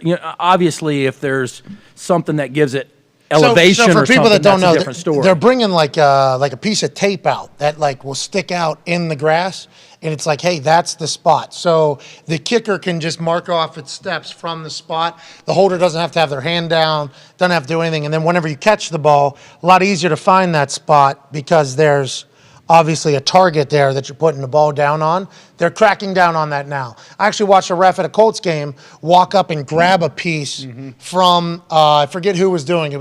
Was it the Eagles? I don't know who it was. Eagles Chiefs. were definitely one of them. What I was Chiefs were thinking. definitely Chiefs one or of them. Eagles, somebody. Ref actually walked up before the ball was kicked. They almost got delayed game because he grabbed the piece. It was like a piece of turf that was put down there, grabbed it out of the way. Kicker had to retake the steps. And I was watching. I'm like, holy shit, there's something happening right here. Yeah. I don't know how many people do it. It's an interesting thing that's taking place. If you play on a grass field, as you're going off, take a pinch of the white paint or whatever, and then you can just set it down and mark it that way too. Like I understand that you shouldn't necessarily bring a foreign object out there to give, hey, put it on this penny or something, so you got a visual. But I also think, like, come on, man. You didn't, like, really? A little piece of grass. Yeah, I mean, it's just getting I know what Stover used to put a little piece of tape, right? Is Yes. that what it was? You always had, like, little pieces on your sock or It was something that you had to do? unbelievable. It was my first year holding. I'd never done it before. And now I got, like, these little square pieces of tape that I got to put out there and put down. And now it's, like, immediate judgment on the hold. Like, yeah. Where were you? I got pretty good. I mean, I was a pretty good holder, but I could see how you'd want that as a something. No, actually, I don't, because if you miss the spot, I don't want to sit there and go, God damn it, Pat, you missed it by an inch. No, just put it down and I'll bang it through. Yeah, you were a lot different than Stover. You two approached the game vastly differently. Both had a lot of success, and both were very nice to me, which I appreciate. Like in the middle of your approach as a kicker, if you see him miss the spot by just by that much. That in my head would fuck me up. Yeah, I wouldn't want it either. Yeah, let's just make sure that thing's standing up and down here a little bit with a good lean. Give me a good lean, and we'll make the rest. We'll figure it out from there. Nobody talks about the perfect season we almost had. How old were you? You were fucking old when that happened too. When it came to kickers. Yeah. No, I was. I mean, yeah, it was. I guess I was probably about 10 years with the Colts, so 18, 19, 20 years, something like that in the league. Yeah. Missed one. Tennessee Titans. Never forget it. Come on. I know. Last game of the year. There's a storm happening East Coast. What happened? What was that? Was it? I think that was hurricane. Was that? Yeah, and it was fucking windy. Nashville gets windy. People like Nashville. It might have been Sandy if it was 10 years into Colts. I'm not sure. It was a windy day, but Tennessee gets windy. Like, it is a windy stadium, and it's not really, doesn't really get talked about much. And it can be a little chilly down there, too. We were going right into the wind. It was like a 40. That was a fucking bummer. Missed one all year. The hell of a year. Yeah. Oh, here, made all pro. Yeah, there it is. Pro Bowl, made all pro. Hey, I tell you what, I was not going to lie. I thought the Vegas kicker was going for the 40-something in a row. I was watching tentatively on that because, he got real close. He was only a couple kicks off. Is that how many we had? We had 4. What is the? I don't know. I'm sorry for not knowing right now. I should know. This is. Yeah, 40. God dang it. How many we hit straight? 40-some? Is that real? Somebody say, where's the football? Is that real? It's on that football. Oh, yeah. That should be here. That's in the office 44. somewhere. 44 in a row. So it was Colts at Titans, and the date of that game was October 28th, 2012. Sandy was from October 22nd to November 2nd, 2012, so it could have been Hurricane. Sandy game. So there it was. Yeah, because I remember being like, fuck, it is very, we were very, I mean, we were in the middle of. A lot on the line here. We had already broken a record for most in a row, and it was going to be perfect season. And then as we're trotting on the field, it's like, worst case scenario. Oh, fuck. Left hash, I do recall. Left hash into the, from the Colts left to right side. Right. Correct. Yeah. The open side, yep. Yeah. So do you watch that stuff then? Like when McPherson last year in the playoffs was going for it, he actually said to Pat on the show he was going for your record. Do you kind of follow that a little? Well, yeah. Well, yes and no. Like I'm not so conceited that I need to keep my records and this and that. But when he had a really, really nice postseason last year and had a lot of attempts. And he ended up tie. I think we had the same amount of field goals in a postseason together. So I literally was watching the Super Bowl and going, man, if this guy has one more, I'm going to be forgotten forever. Right. It's kind of nice being on the top of the board. I'm not going to lie. I mean, I would say anybody that says that they don't think about that is a liar. Because I mean, especially if you're it's up cool. there. Yeah, especially if you're at the very top. Shout out to Overton too, by the way. He snapped for the Cowboys. He's part of that. 44 straight. I didn't know we did that. Damn. Pretty fucking good operation, AJ. Pretty good operation. A lot of good holds in that. Also had a 35 straight. Vanderjack was second. I saw on there. Vanderjack's a name I haven't heard in a while. Yep. He was second, and then I think Gary Anderson was third. But he had a perfect now season. I think what's his name from Peyton's greatest clip. Yeah. Yep. Peyton's greatest clip from the Pro Bowl. Our idiot kicker got liquored up and ran his mouth. I was the kicker at the Pro Bowl at the time, and every one of those guys are looking at me like, dude, and I didn't say it. That's not me. I know better than that. I'm not doing that. But they were all looking at me like, really? And I'm like, hey, man. Hey, you're representing all kickers there. I guess. You see what it's like for me. Anytime somebody kicks one not great in any division of football, I will get a mention, you know, and I'm like, I feel terrible for that person. Going to happen, though. Keep swinging. That's the game. Triple Sticks was calling for you to kick for the Cowboys yesterday. Yeah, did you hear that? That was fucking wild. I said, I don't think. No, thanks, pal. I'm enjoying watching these games at home. You think I want to go through what Maher's going through? No way. You know, I think it would be fun to go back and play a couple of games. I just don't know, like, I'm not sure. I think my knee would blow up if I tried a whole season. You know what I mean? Yes. Like, I think I can make the first 3 or 4 weeks and be okay. But by the middle of that season, I'm like, how many games we got left? Oh, Jesus, you know. So, you know, do TY. Jump in. 2 weeks left and then ride this, you know, the postseason out. Yeah. That's a good thing. So I'm 35 right now. Okay? I'm 35. I'm 50. We got this. Happy birthday. That's not my birthday. Go ahead. Keep going. No, but you had basically, one. yeah. We missed it, I assume. Right. I assume we. Hey! Boom. Here it is. On October 28th, 2018, against the Oakland Raiders, Vinatieri broke the NFL record for most points scored in an NFL career with a 25-yard field goal. Hell yeah. This is it right here, buddy. Look at all your fucking records, bro. NFL record holder for most career points. Does that matter? I don't know. 4-time Super Bowl champion. Is that good? I don't know. 3-time Pro Bowler. Should have been more. Yeah. 3-time first-team All-Pro. Should have been more. Yeah. NFL record, 44 straight field goals made. There we are. Boom. Bam. Most seasons with 100 points. Unbelievable. Mm-hmm. Most postseason field goals in a career. Most points in a postseason career. Most field goals in a single postseason 14, which is tied by Money Mac last year. Got to be most game-winning Super Bowl kicks as well. Yeah, I think you're the only, right? Yeah. Yeah. You're pretty good, dude. Damn. Yeah. Look at this. 6 foot tall, 212 pounds. South Dakota State, fuck, it says.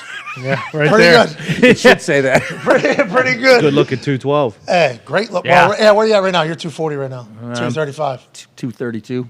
Are you on a scale every day? Not every day, but we're in it right now. I literally, I don't. AJ, he's in it right now, dude.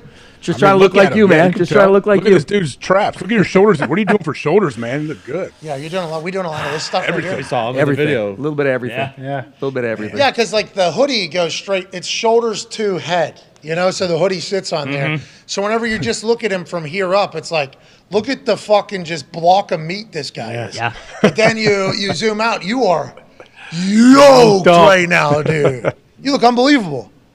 You need to start with just wearing this every day. Yeah, right. I need to. I'll invest in a couple of tank tops. I'll buy 'em You for look you. better than I do in them. So No. It's literally stick all with I it. wear. We appreciate you so much. Good luck on the kick of destiny. Thank you. Third quarter Super Bowl. Cannot wait to see how that pans out. Is Adam Vinatieri a good coach or not? We shall see. find out. We know he's a great kicker. Big thanks to Travis Kelce for stopping by, Ian Rappaport for all the boys, and for Bruce for getting the Giants back in the Super Bowl conversation for next year. Knocking out first, but we'll see you tomorrow with Aaron Rodgers Tuesday. You're all the best. AJ, great work today, pal. Hey, thanks. You too. Hey, Thanks, Vinny. Looking great, Vinny. I Appreciate can't wait you. to watch him. Vinny's going to probably pack on 20 or 30 more pounds of muscle. I'm looking forward to watching his progress. No, he's in shred season right now. Yeah, that's right. Yeah, right. Oh, yeah. Okay. He's going the other way. Hammer Dahn is in 15 minutes at youtube.com/Hammer Dahn. You all are the best. See you tomorrow. Goodbye. Say something nice to somebody. Goodbye.